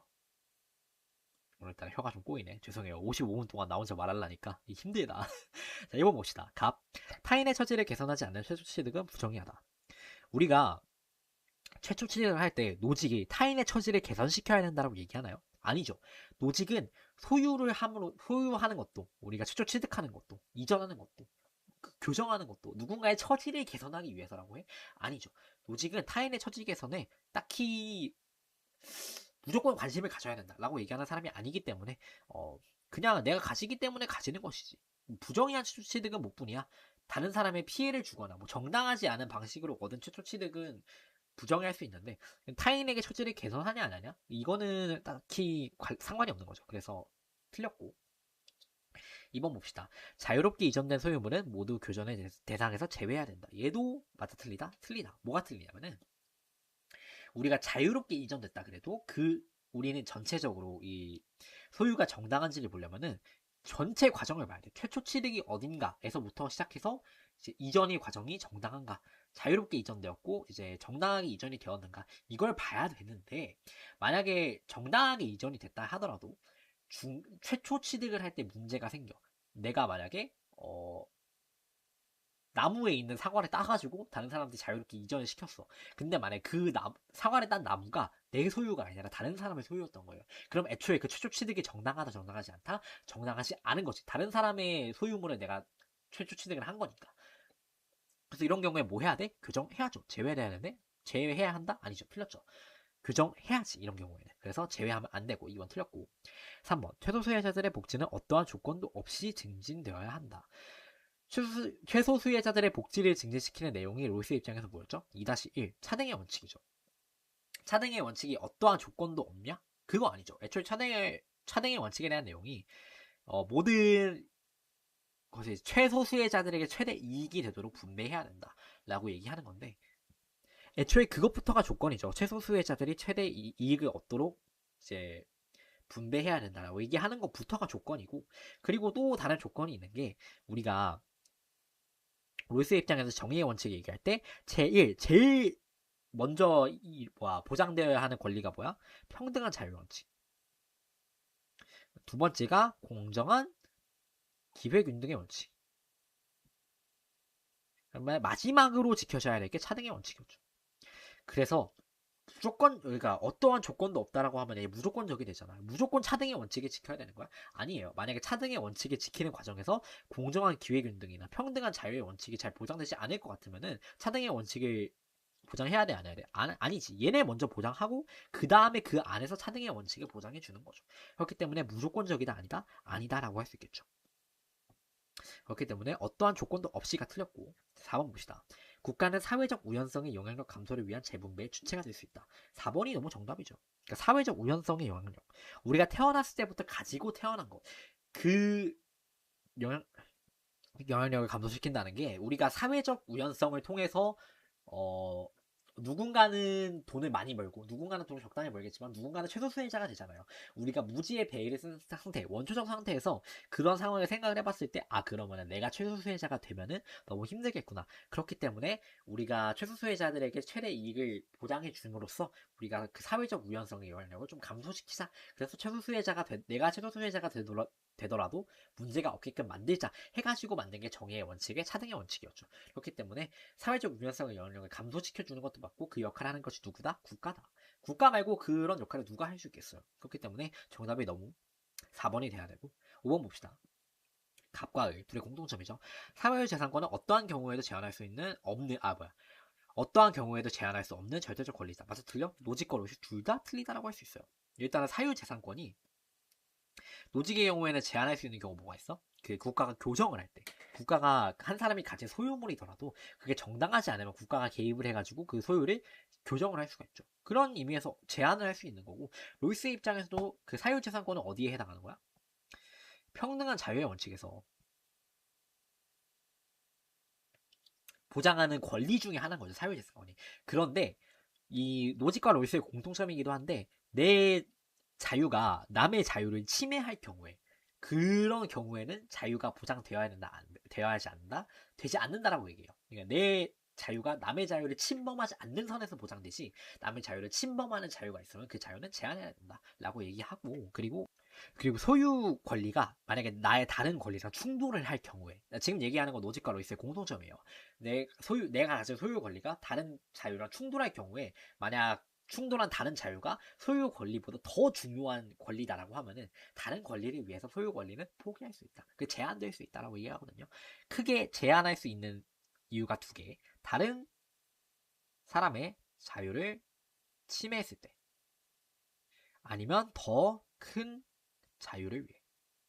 이게 두 가지 경우에 제한할 수 있기 때문에 어떠한 경우에도 제한할 수 없는도 틀렸고, 제한할 수 있기 때문에 절대적이 아니다. 아니다. 제한할 수 없는도 틀렸고, 절대적 자유라는 것도, 절대적 권리라는 것도 틀렸다. 그래서 정답이 4번이 되는 겁니다. 이번엔 오답률이 그렇게 높진 않았네요. 맨날 나오던 내용이 나왔고 그렇게 어려운 내용이 아니었기 때문에 정답은 잘 찾을 수 있을 거라고 생각했어요. 그런데 그 오답을 판단하는 과정에서 조금 어려움은 있을 수 있다. 그렇기 때문에 오답 선지 정리도 좀 잘 해야겠다라는 생각이 드네요. 12번 봅시다. 자, 나는 참여자들이 그들의 행위 계획을 합의를 통해서 조정하는 이러한 상호작용을 의사소통적이라 부른다. 의사소통을 되게 중요시하고, 참여자들은 도덕적 논쟁에 들어감으로써 논리적 증거를 대면서 얘기하는 거죠. 교란된 합의를 회복시킬 목적으로 반석적 자세에서, 다른 말로 비판적 자세에서 소통적 행위를 계속하게 된다. 어떤 주장이 정당성을 갖기 위해서는 논증적 대화인 담론에 참여한 당사자들의 합의에 도달해야 된다. 담론윤리 얘기하는 누구? 하버마스다. 의사소통의 합리성, 논증의 중요성을 얘기하고, 논증적 대화인 담론을 통해서 우리가 의견을 조정해야 된다고 얘기하는 하버마스 입장이고, 1번 봅시다. 규범의 타당성 확보는 담론 참여자들의 다수의 동의에 이루어진다. 그러니까 규범의 정당성을 확보하기 위해서는 우리가 그거를 그러니까 다수결로 판단하는 거예요? 만장일치로 판단하는 거예요? 만장일치예요. 모두의 동의가 있어야지만 규범의 타당성을 확보한다라고 얘기할 수 있기 때문에 다수의 동의가 아니라 모두의 동의가 필요하다. 만장일치가 필요하다라는 거죠. 그렇기 때문에 1번 틀렸고, 2번 담론 참여자는 정당한 담론의 결과와 그 부작용까지 수용해. 그래서 정답 1번이네요. 적절하지 않은 거 고르는 거니까. 자, 1번이 정답이고, 2번 담론 참여자는 정당한 담론의 결과와 그 부작용까지 수용해야 된다. 당연하죠. 그러니까 우리 모두가 만장일치로 이 의견을 괜찮은 것 같아요 라고 만장일치로 통과시킨 거기 때문에, 만약에 그 통과시킨 내용에 부작용이 있더라도 우리가 만장일치로 오케이한 내용이기 때문에 부작용은 수용해야 된다. 그래서 2번은 맞는 내용이다라고 할 수 있겠고, 3번 언어 능력과 행위 능력을 지닌 주체는 담론에 참여할 수 있어야 된다. 그냥 말을 할 수 있고 내 의견을 낼 수 있으면 담론에 참여한다 해서 우리가 그걸 제한할 수 있다 없다? 없다라는 거죠. 모든 시민이 담론에 참여할 수 있는 권리를 가져야 되기 때문에, 우리가 담론에 참여할 수 있는 담론에 누구는 참여할 수 있고 누구는 참여할 수 없어, 막 이런 범위를 제한하면 이제 자유의 제한이 생길 수가 있기 때문에, 담론장은 누구나 참여할 수 있는 곳이기 때문에 모두 다 참여할 수 있다. 말할 수 있는 능력만 있으면, 우리가 그래도 그 안에 들어가서 주장을 해야 되니까 언어 능력과 행위 능력을 가지면은 우리가 담론에 참여할 수 있다라고 하버마스가 얘기하죠. 3번도 맞는 내용이고, 4번 담론 참여자는 타인의 의견을 비판하거나 거부할 수 있어야 된다. 이게 뭐야? 대표적으로 의견을 비판하거나 거부하는 게 비판적 자세다. 비판적 자세를 가지고 담론에 임해야 된다. 위에서도 얘기하죠. 반성적 자세. 이 의견이 틀릴 수도 있지 않을까 하는 생각. 이 비판적 자세가 그 토론에 있어서는 되게 긍정적인 자세예요. 좋은 자세야. 다른 사람의 의견을 무조건 받아들여야 돼? 그럴 거면 우리가 담론을 굳이 왜 해? 거부할 수 있어야겠죠. 그리고 다른 사람의 의견이 내 입장에서 틀렸다면 비판할 수 있어야겠지. 우리가 투표를 할 때 거절할 수 있어야겠죠. 그렇기 때문에 4번도 너무 맞는 내용이고 5번 이상적 담론을 통해 합의된 결과일지라도 다시 공론화될 수 있다. 이것도 너무 맞는 내용인 게 우리가 담론을 통해서 만장일치로 통과시킨 내용이더라도 우리가 그거에 미처 생각하지 못했던 부작용이 있을 수 있잖아. 미처 생각하지 못했던 잘못이 그 과정 속에서 있었을 때 아니면은 결과가 너무 조금 이건 좀 아닌 것 같다라고 생각이 들면 언제든지 다시 담론에 올려서 그거에 대해 의견을 나눌 수 있다라는 거죠. 그래서 합의된 결과일지라도 언제든지 다시 공론화될 수 있다. 정답. 그래서 5번도 맞는 내용에서 정답이 1번이 되는 거죠. 자, 어려운 문제는 아니었습니다. 하버마스의 그 담론에 대해서, 담론 윤리에 대해서 잘 이해만 하고 있으면 뭐 기출 분석이 없더라도 잘 풀 수 있는 문제였고 다음 문제로 넘어가 보도록 할게요. 자, 13번. 이거는 틀린 사람 혼 좀 나야 돼. 이거 오답률 4위가 될 만한 문제는 아니거든요. 벤담에 사실 이런 문제 상황 나오고 이런 문제가 되게 쉬운 문제인데 생각보다 오답률이 높네요. 일단 보도록 합시다. 다음을 주장한 사상가 입장에서 문제 상황 속 A에게 제시할 조건으로 가장 적절한 것은 자연은 인류를 고통과 쾌락이라는 두 군주의 지배를 받도록 하였다. 공리주의의 입장이고 이렇게 얘기하는 사람 누구? 벤담이다라는 거죠. 그리고 고통과 쾌락과 고통을 7가지 기준을 통해서 정확하게 측정할 수 있다 라고 얘기하는 거 보니까 딱 봐도 벤담이죠. 쾌락과 고통의 양적인 측면만을 중시하는 양적 공리주의 얘기하는 벤담이고 벤담이 이런 문제 상황. 과학자 기술자 A는 드론 개발 기업으로부터 고액의 대가로 고성능 드론의 개발 제의를 받았다. A는 고성능 드론이 재난 구조에 효과적일 수 있지만 사생활 침해나 불법 감시에 악용될 수 있기에 그 제의를 받아들이지 망설이고 있다. 이런 문제를 해결할 때 벤담이 어떠한 조언을 할 것인가를 물어보는 내용이죠. 1번 봅시다. 드론 개발 참여가 오직 의무의식에서 비롯된 것인지 고려하세요. 이거는 뭘 고려하는 거야? 어떤 행동을 할 때 그 동기를 고려하라는 거죠. 동기가 의무에서 비롯된 것이냐 아니냐를 고려하라는 건데 벤담은 공리주의자죠. 그러니까 어떤 사건을 볼 때 그 사건을 내 그 행위를 하게 된 동기를 중요시하게 돼요? 아니면 그 동기가 행위가 가져오는 결과를 중요시하게 돼요? 행위가 가져오는 결과를 중요시하는 거지. 그래서 벤담은 동기주의야? 아니라는 거죠. 결과주의라는 거죠. 왜? 공리주의자니까. 결과가 공리를 높이냐 아니냐만 따지면 되기 때문에 의무의식에서 비롯된 것인지 이게 틀렸죠. 이거는 칸트의 입장이지. 의무론에서 나오는 입장이기 때문에 1번 틀렸고 2번 드론 개발이 초래할 결과를 보편적 도덕 원리에 따라 고려하세요. 이 단어를 잘 모르나 봐. 보편적 도덕 원리. 보편적 도덕 원리는 모두에게 보편적으로 적용할 수 있는 도덕 원리를 얘기하는 거거든요. 그냥 이게 보편적 도덕 원리가 벤담의 입장에서 뭐냐면 공리의 원리예요. 모두에게 보편적으로 공리의 원리라는 걸 적용해서 행위를 어떻게 해야 할지 제시할 수 있잖아. 보편적 도덕 원리라고 해가지고 약간 칸트가 떠올랐나? 약간 왜 이거를 정답으로 택하지 않았는지 모르겠는데 보편적 도덕 원리라는 단어는 그 칸트와 공리주의의 대표적인 공통적 표현이에요. 이 둘 다 쓸 수 있는 공통적 표현이 정말 몇 개 없는데 그 공통적으로 쓸 수 있는 표현이 보편적 도덕 원리라는 표현이에요. 칸트의 입장에서 보편적 도덕 원리가 뭐겠어요? 도덕 법칙이겠죠. 공리주의 입장에서는 이게 공리의 원리. 그 내용은 다르지만 보편적 도덕 원리라는 워딩은 칸트나 벤담이나 뭐 밀이나 공리주의자, 뭐 의무론자 모두 다 쓸 수 있는 표현이기 때문에 굉장히 자주 나오고 굉장히 중요한 표현인데 아직 이 표현이 좀 익숙하지 않나. 보편적 도덕 원리라는 표현에 조금 더 익숙해질 필요가 있어요. 그래서 이것만 알면은 뭐 풀 수 있는 문제였고 3번 봅시다. 사회적 이익을 의도하는 모든 행위는 도덕적인 것임을 고려하세요. 그러니까 사회적 이익을 의도하는 모든 행위잖아요. 그러니까 내가 이 행위를 통해서 사회적 이익을 가져와야지 라고 의도만 하면은 모든 행위가 도덕적인 것이냐. 그게 아니지. 벤담은 어떤 행위가 도덕적인가를 볼 때 그 의도를 본다 그랬어요. 그러니까 의도, 그 동기죠. 동기를 본다 그랬어. 결과를 본다 그랬어. 결과를 본다 그랬죠. 내가 이런 행동을 하면은 사회적 이익을 가져오겠지라고 했는데 알고 보니까 그 행동을 했는데 내가 이익보다 더 큰 손해를 가져왔어. 그러면은 내가 사회적 이익을 초래한 거예요? 아니면 사회적으로 손해를 초래한 거예요? 결과적으로 사회적 손해를 초래한 거지. 이익을 의도하긴 했지만 이런 경우에 벤담은 이런 행위 도덕적이라고 본다, 비도덕적이라고 본다, 비도덕적이라고 본다라는 거죠. 그렇기 때문에 의도하는이 틀렸다. 결과를 보니까 4번 봅시다. 드론 개발이 유덕한 행위자가 참여한 걸 만한 것인지 고르세요. 유덕한 행위자라는 표현 누가 써? 더글리에서 쓰죠. 맥킨타이어나 아리스토텔레스가 쓰겠죠. 행위가 이제 행위 그 자체의 도덕성에 대해서 따질 게 아니라 행위를 한 행위자가 유독한가 아닌가를 따져야 된다. 그게 중요한 것이다 라고 얘기하는 덕윤리학자의 입장이었고, 그렇기 때문에 4번은 틀렸고, 5번 봅시다. 자신의 이익과 공익을 모두 증진한 행위만이 옳은 것임을 고려하세요. 만약에 어떤 행위를 했는데 그게 내 이익을 크게 올렸어. 그런데 공익은 올리지 않았어요. 그게 0이야. 그러면 이 행위 도덕적이 아니에요? 이 행위 결과적으로 공리를 높인 거 아니야? 높인 거지. 결과적으로 공익이라는 게, 공리라는 게 나의 이익 플러스 사회의 이익.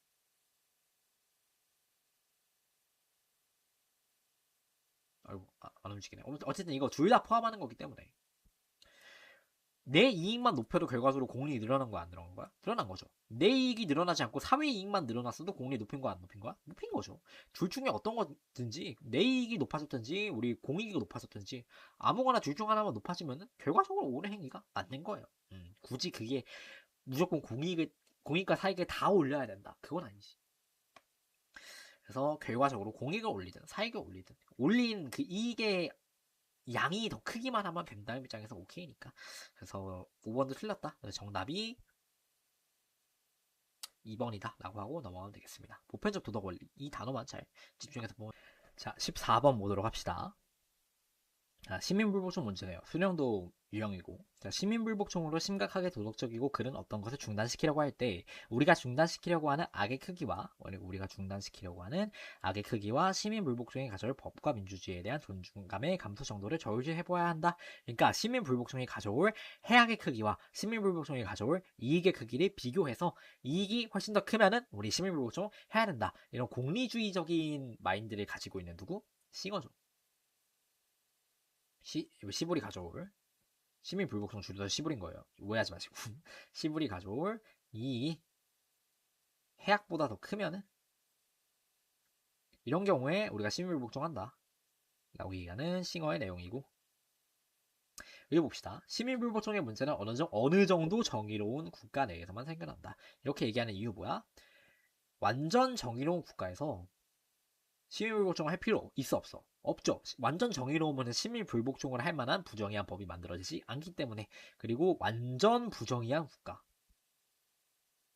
예를 들어서 무법국가 같은 무법국가 같은 경우에는 시민불복종을 해도 그게 먹혀요, 안 먹혀요?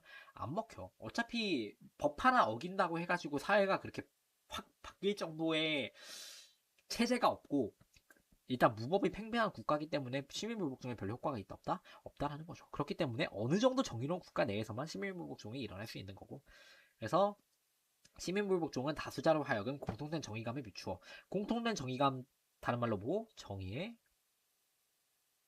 원칙이죠. 이런 정의의 원칙에 비추어 보아서 소수자에 합당한 요구에 대한 숙고를 강요하게 된다. 숙고를 강요라는 표현도 되게 중요한 표현인데, 우리가 시민 불복종 그 행위 자체를 다른 사람들이 너 시민 불복종 무조건 해 라고 강요할 수 있어 없어? 없어요. 그런데 우리가 시민 불복종에 대해서 생각은 한번 해봐라 라는 의미에서 숙고를 강요한다는 표현은 된다 안 된다? 된다라는 거죠. 우리가 시민 불복종 하는데 이거에 대해서 너 한번 생각을 해봐. 우리가 왜 시민불복종 하는 것 같아? 이거에 대해서 생각해 라는 숙고를 강요할 수 있다는 거지. 시민불복종이라는 행위 자체를 강요할 수 있다 없다? 없다. 숙고만 강요할 수 있을 뿐. 그런 얘기하는 누구? 롤스 얘기하는 거죠. 싱어 롤스 적어놓고 A는 싱어 5, 롤스는 X여야 되고, B는 싱어 5, C는 롤스 5면 되죠. 그래서 싱어 롤스 적어놓고 각각 판단해보도록 합시다. A. 다수의 정의관에 반하는 시민불복종은 정당화 될 수 있는가? 다수의 정의관에 반한대요. 그러니까 시민불복종의 대상이 뭐야? 다수의 정의관이라는 거야. 이게 싱어랑 롤스의 대표적인 차이점으로 나오는데, 싱어가 뭐라고 얘기하냐면은 아무리 다수가 가지고 있는 정의관이라도, 다수가 갖고 있는 생각이라도 그것이 공리를 떨어뜨린다면, 그것이 우리에게 더 큰 해악을 가져온다면 그거는 시민불복종의 근거가 아니라 뭐가 될 것이다? 시민불복종의 대상이 될 것이다 라고 얘기해요. 그렇기 때문에 다수의 정의관에 방하는 시민불복종이 있을 수 있다 없다?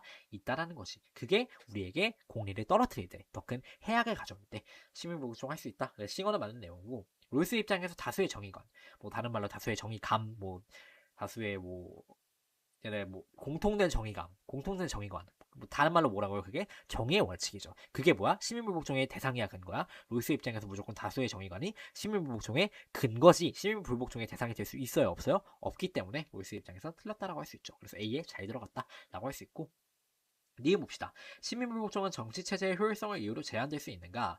우리가 싱어와 로이스의 공통된 내용이에요. 시민불복종은 결과적으로는 법에 반하는 내용이죠. 그러니까 우리 지금 정치체제에서 만든 법에 대해서 우리가 그걸 반대하는 내용이기 때문에 시민불복종이 결과적으로 우리 법이나 민주주의에 대한 존중을 떨어뜨릴 수 있다 없다? 있다라는 거죠. 그렇기 때문에 그거 우리가 고려를 해야 돼요. 시민불복종이 우리 민주주의나 우리 법이나 이런 체제에 대한 그런 존중을 떨어뜨릴 수 있겠구나라는 걸 고려해가지고 우리가 그런 존중을 심하게 떨어뜨릴 우려가 있다면은 시민불복종 하면 돼? 안 돼? 안 된다는 거지. 왜냐면은 시민불복종을 하는 사람들은 기본적으로 우리의 체제를 되게 소중하게 생각하는 사람이에요. 우리의 민주체제를 지키려고 하는 것이 체제를 파괴하려고 하는 것이 아니기 때문에 체제에 큰 해악이 가해질 게 예상된다면은 시민불복종 한다 안 한다? 안 한다. 그렇기 때문에 정치 체제의 효율성을 이유로 제한될 수 있다라고 얘기하겠죠. 그렇기 때문에 싱어 로이스 둘 다 오고 그래서 니은은 틀렸다. A에 들어갈 만한 내용은 아니었고 디귿 봅시다. 싱어만 인정하면 돼요. 정당한 시민불복종이라도 법에 대한 존중을 감소시킬 수 있는가? 이거 제가 아까 얘기했죠. 당연히 오죠. 정당한 시민불복종 그러니까 당연히 시민불복종으로 얻을 수 있는 이익이 커. 이런 경우에 시민불복종은 정당하겠죠. 그런데 그게 시민불복종이 결과적으로 법을 어기는 내용이기 때문에 법에 대한 존중감을 감소시킬 수 있어. 그런데 그게 법에 대한 존중성의 감소 정도가 시민불복종이 가지고 오는 이익보다 작을 경우에 그러니까 존중성을 조금만 감소시키고 이익을 많이 가져올 때 그럴 때는 시민불복종 한다라는 거죠. 그런데 법에 대한 존중감을 많이 감소시키고 시민불복종이 가져오는 이익이 그것보다 더 적으면 시민불복종 하겠어 안 하겠어? 안 하겠죠. 이런 의미에서 위에서 얘기했죠. 우리가 중단시키려고 하는 악의 크기와 시민불복종이 가져올 법과 민주주의에 대한 존중감의 감소 정도를 저울질해봐야 된다. 그러니까 존중을 감소시킨다 해서 무조건 하지 말아야 되는 게 아니라 존중한다고 해도 그 정도가 어느 정도인지 한번 저울질해본 다음에 할지 말지를 정해야 된다. 그래서 팩트로서 정당한 시민불복종이라도 법에 대한 존중감을 감소시킬 수 있다. 싱어는 당연히 맞는 내용이라 할 거고 그래서 D가 맞고요. B에 잘 들어갔고 리을 봅시다. C. 로이스만 인정하면 되죠. 소수자의 투표권을 제한하는 정책은 시민불복종의 대상이 될 수 있는가? 이게 예시를 나타낸 거예요. 이게 시민불복종에서 특히나 예시를 좀 많이 나타내는데 뭐에 대한 예시냐면은 소수자의 투표권을 제한하는 게 우리 투표권이라는 게 우리의 권리에 대한 내용이죠. 이게 로이스가 정의의 원칙에서 얘기하는 제 1번 평등한 자유의 원칙 이런 거를 제한하는 정책이 시민불복종의 대상이 될 수 있느냐 없느냐를 물어보는 건데 로이스 입장에서는 우리가 시민불복종의 대상이 될 수 있는 거는 뭘 위배하는 법이라 그랬지? 첫 번째 평등한 자유의 원칙 또는 두 번째 2-2 공정한 기회균 등의 원칙을 위배하는 이 두 가지 원칙을 위배하는 법에 우리가 시민불복종할 수 있다 그랬죠. 그렇기 때문에 당연히 소수자의 투표권을 제한하는 우리 평등한 자유의 원칙을 위배하는 법은 시민불복종의 대상이 될 수 있다. 그래서 리을도 맞는 내용이다 라는 거죠. C에 잘 들어갔고 그래서 정답이 뭐가 된다? 기억 리을 얘기하는 5번이 되겠죠. 자, 조금은 헷갈릴 수 있는 문제였지만 우리가 소수자의 투표권 제한 이게 평등한 자유의 원칙을 어기는 걸 얘기하는 거구나를 생각해낼 수 있다면 나머지는 충분히 쉽게 풀 수 있는 내용이지 않았을까 싶습니다. 넘어갑시다. 자, 15번 봅시다. 15번은 독해 문제인데 뭐 그렇게 어려운 거 아니죠. 읽고 풀면 되는 문제. 간단하게만 좀 보고 넘어가자면은 자 봅시다. 현대 사회에서 문화적, 도덕적, 이념적 다원화가 심화되고 있는 것은 공인된 사실이다. 이런 현대 사회에서 뭐가 심화되고 있어? 다원화가 심화되고 있다. 이러한 다원주의적 사실은 축복이기도 하지만 문제이기도 하다. 그러니까 좋은 점도 있고 나쁜 점도 있다는 거죠. 다름으로 인해 발생하는 사회적 갈등과 폐해에 대한 해결책 이런 문제가 있는데 이거 해결책이 뭐야? 관용이고 관용은 서로 다른 생각이나 입장을 이해하고 존중하는 것으로 상생을 지향한다. 그런데 관용에 뭐가 있어? 한계가 있대. 무슨 한계가 있어? 모든 것이 관용되면 아무것도 관용될 수 없기 때문이다. 그러니까 모든 것이 관용되면은 그거는 관용이 없는 것 같다라는 거죠. 이런 한계가 있대. 물론 다원주의 사회에서 무엇을 관용해야 하고 무엇을 관용해서 안 되는가에 대한 의견의 불일치는 자연스러운 현상인데 그래서 이러한 적절한 한계에 대해서 우리 뭐 할 필요가 있다? 숙고할 필요가 있다 라고 얘기하는 거고 그래서 정답이 뭐가 되냐면은 3번이 되겠죠. 다원주의 사회에서 다름을 불관용해도 되는 경우는 존재한다. 다름을 불관용해도 되는 경우 보세요. 불관용해도 되는 경우가 없다라고 하면 모든 것을 관용해야 된다는 거잖아요. 근데 그럼 무슨 문제가 생긴다 그랬어. 모든 것을 관용하면 아무것도 관용될 수 없는 그런 관용의 한계가 드러날 수 있다라고 얘기했죠. 그래서 독해 문제 같은 경우에서 이런 포인트를 잡는 게 어떤 걸 좋게 보는지, 어떤 걸 나쁘게 보는지, 한계가 무엇인지, 관점이 바뀌는 지점이 어딘지, 이런 약간 변화가 나타나는 또는 긍정적, 부정적인 내용을 확실하게 나타내는 포인트에 집중하면은 금방 답이 나오기 때문에 정답이 3번이라고 할 수 있습니다. 자, 정답만 체크하고 넘어갈게요. 독해 문제니까. 자, 오답률 1위에 해당하는, 자, 정답률 38.9%, 40%가 채 안 되죠. 사실 근데 그렇게 정답을 찾기에 어려운 문제는 아니었는데, 일단 한번 같이 보도록 합시다. 영구평화. 영구평화에 대해서 얘기하죠.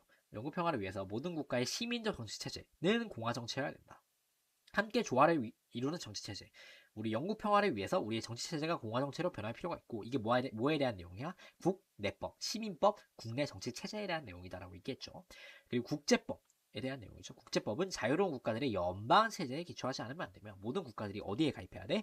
평화연맹에 가입해야 돼. 그래서 연방체제에 있어야 돼. 라고 얘기하는 거고, 세계시민법에 대해서도 얘기하죠. 이거는 보편적 우호의 조건들에 국한되어야 한다. 보편적으로 우호를 상승시키는데 국한되어야 된다라고 얘기하는 칸트가 영구평화론에 대해서 얘기하고 있네요. 국내법, 국제법, 세계시민법에 대해서 얘기하면서 봅시다. 폭력에는 물리적 폭력 외에도 억압, 착취 등 구조적 폭력이 존재한다. 우리 직접적 폭력 말고 구조적 폭력도 존재하고 종교 사상에 내재하는 문화적 폭력도 있다. 우리가 알고 있는 폭력, 직접적 폭력만이 우리 폭력의 전부가 아니라 이런 폭력들도 있으니까 간접적 폭력도 존재하니까 우리 이런 폭력까지 싹 다 없애줘야 진정한 평화에 도달할 수 있다라고 얘기하는 누구? 갈퉁이죠.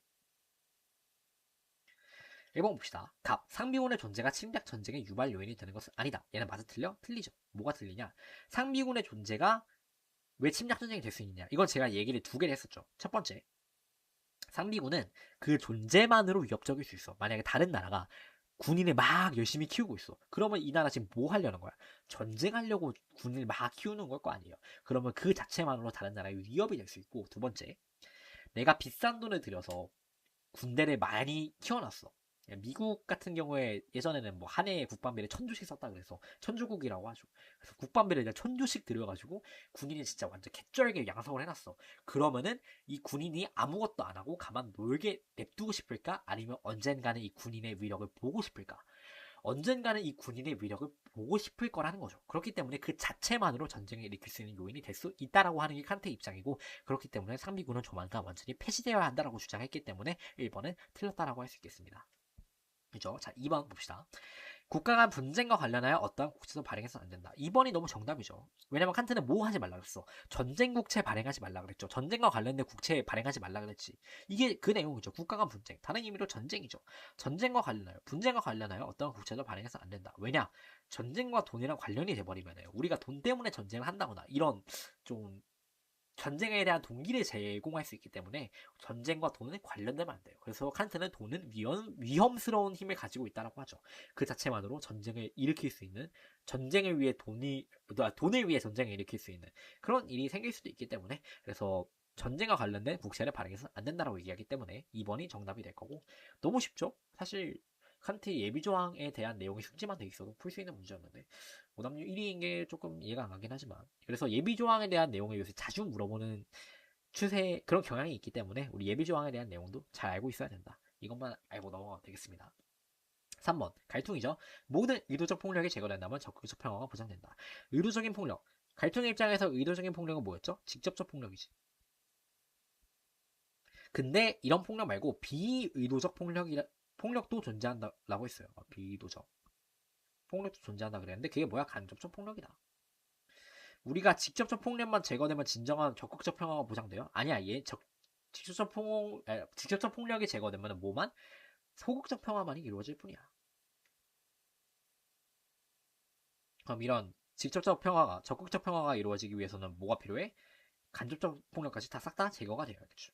그래서 의도적인 폭력뿐만 아니라 비의도적인 간접적 폭력까지 제거되어야 적극적 평화가 보장된다. 그렇기 때문에 3번도 틀렸고, 4번 봅시다. 1. 구조적 폭력을 제거하기 위한 폭력 사용을 정당화될 수 있다. 맞아 틀려? 틀려요. 갈퉁이 무슨 얘기했어? 평화는 오직 평화적인 수단을 통해서만 이루어질 수 있다 라고 얘기했기 때문에, 폭력을 해소하기 위한 폭력이 있을 수 있어 없어? 없죠. 폭력을 해결하기 위한 수단으로 폭력을 채택하는 게 말이 안 된다. 왜냐? 평화는 오직 평화로운 수단을 통해서만 이루어질 수 있기 때문에. 그래서 4번도 틀렸다라고 할 수 있겠고, 5번 봅시다. 갑과 을, 진정한 평화 실현을 위해 정치 체제의 개선이 필요한 것은 아니다. 얘는 좀 자주 나왔던 선지예요. 칸트 맞아 틀려? 틀리죠. 칸트 입장에서는 진정한 평화, 영구 평화를 실현하기 위해서는 모든 국가의 정치 체제가 뭐로 개선될 필요가 있어?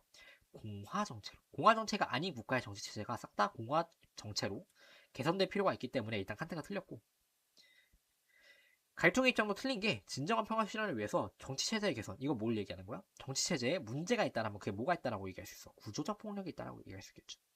이런 구조적 폭력이 있는 국가일 경우에 우리가 정치 체제의 개선을 통해서 이런 구조적 폭력을 제거해야 된다라는 의미에서 진정한 평화 실현을 위해 정치 체제 개선이 필요하다라고 얘기하겠죠. 그래서 칸트랑 갈통 둘 다 틀렸다라고 할 수 있겠고, 이거는 오답률 높은 선지가 잠깐만 지금 볼까요? 1번이 20%, 3번 선택한 친구가 21%, 4번 선택한 친구가 15%거든요. 이거는 뭐냐면은 이게 골고루 좀 분산이 돼 있잖아. 이거는 사실 함정 선지가 있었다라기보다는 매력적인 선지가 있었다라기보다는 그냥 2번이 정답인 걸 몰라가지고 많이 틀린 것 같아요.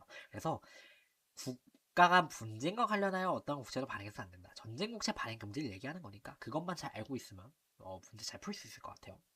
일단 넘어가도록 하겠습니다. 오답률 1위인데 사실 별거 없죠. 그 어려운 문제는 아니었다. 그래서 다음 문제로 넘어가고, 17번.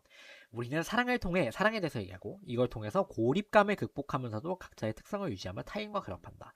그렇기 때문에 뭐야? 우리가 결합하지만 고립감을 극복하지만 사랑을 통해서 그럼에도 각자의 특성을 유지하게 된다.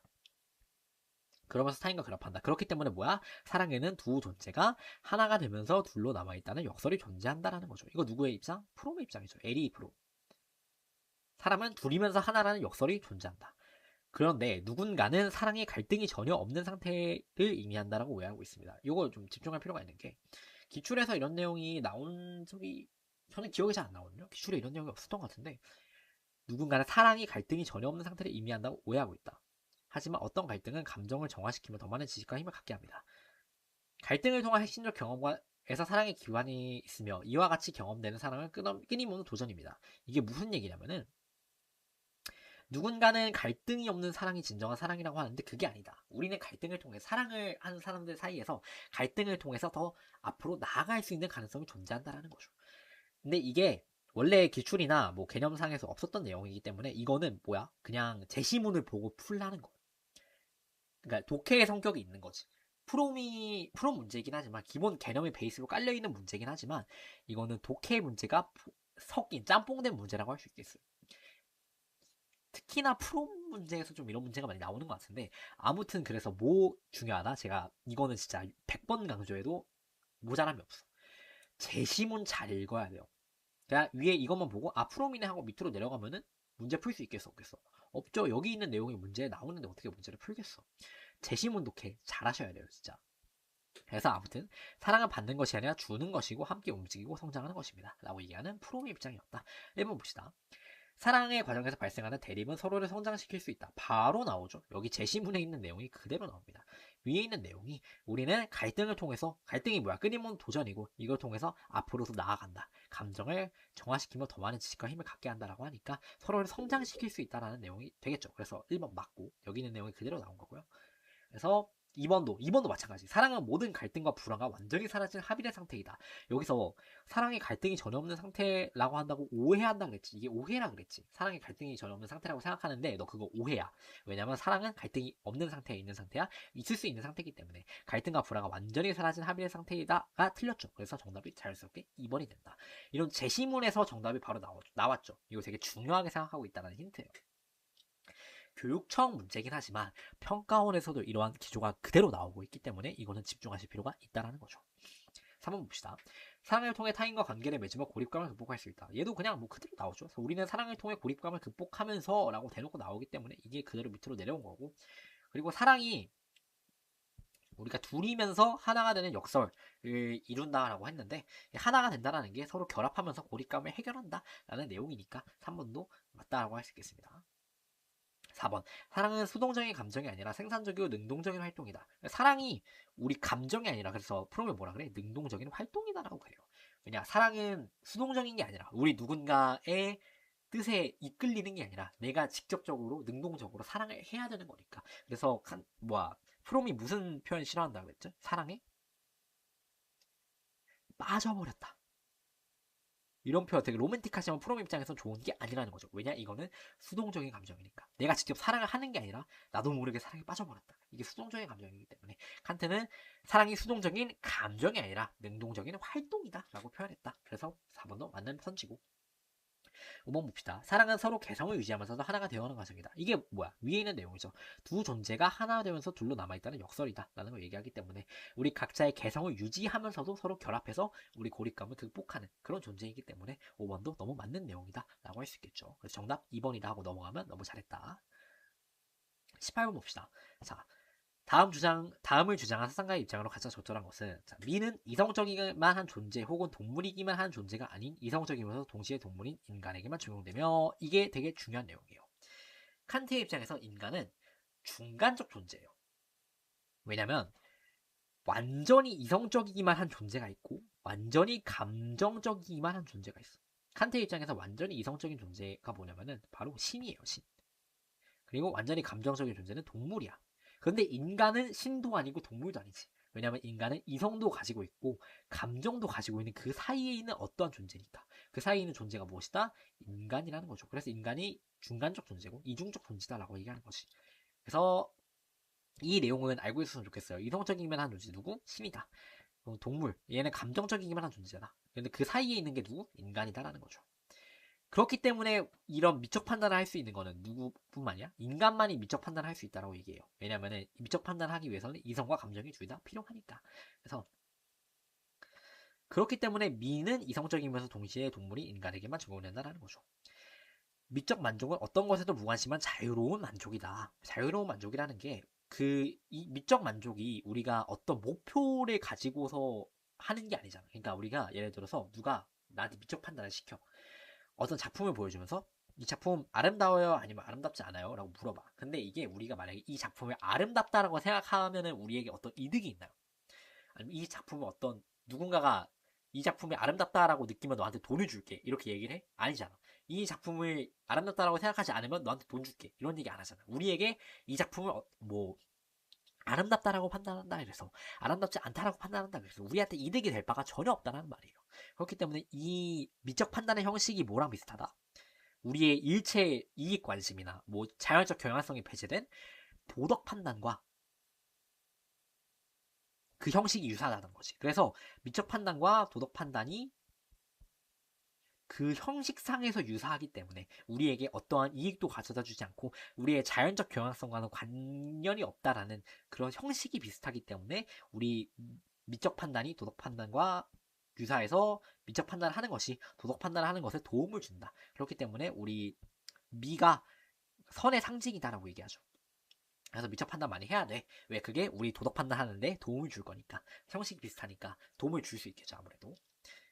그러니까 미가 주는 만족은 모든 사람에게 동일히 요구한다는 점에서 미는 도덕성의 상징이다. 이것도 중요하지. 미가 주는 만족은 모든 사람이 동일히 요구한다는 점에서 도덕성의 상징이다. 그러니까 보편적이라는 거죠. 미적 판단도. 뭐랑 같이? 도덕 판단과 같이. 그래서 미는 도덕성의 상징이다. 또는 다른 말로 미는 선의 상징이다. 그래서 미선상, 비도상 이렇게 외울 수 있겠죠. 누군가는 무언가를 아름답다고 판단한다면 이는 다른 사람에게도 그 판단에게 동의할 것을 요구하는 것이다. 미적 만족은 감성적인 것으로부터 순수 이성적인 것으로 나아가는 계기가 된다. 그래서 이거는 또 무슨 얘기냐면은 우리가 어떤 미술 작품을 볼 때 첫 번째 딱 사람이에요. 오해하지 마. 이상하게 그린다 그래서 사람이에요. 어떤 사람이 우리가 미술 작품을 봐. 그럼 우리가 첫 번째로 느끼는 거는 그 미술 작품을 본 것에 대한 감정이겠죠. 감성이겠죠. 감상. 그러니까 처음 우리가 미술 작품을 대할 때는 우리는 그거를 감정적으로 대한다는 거야. 감성적인 것을 저 작품 예쁘다. 되게 아름답다. 이런 거에 시작해서 그 작품에 대한 사유를 하게 만든다는 거지. 나중에는. 그래서 그게 감성적인 것으로부터 그 작품에 대한 사유로 넘어가게 하면서 순수 이성적인 것으로 나아가게 되는 계기를 준다. 미적 만족이. 그래서 감성적인 것을 시작해서 결과적으로는 우리 이성적인 판단으로 나아가게 만든다. 라는 게 이제 미술 작품, 미적 만족이라는 것이고, 그래서 이게 칸트의 입장이다. 라고 할 수 있겠죠.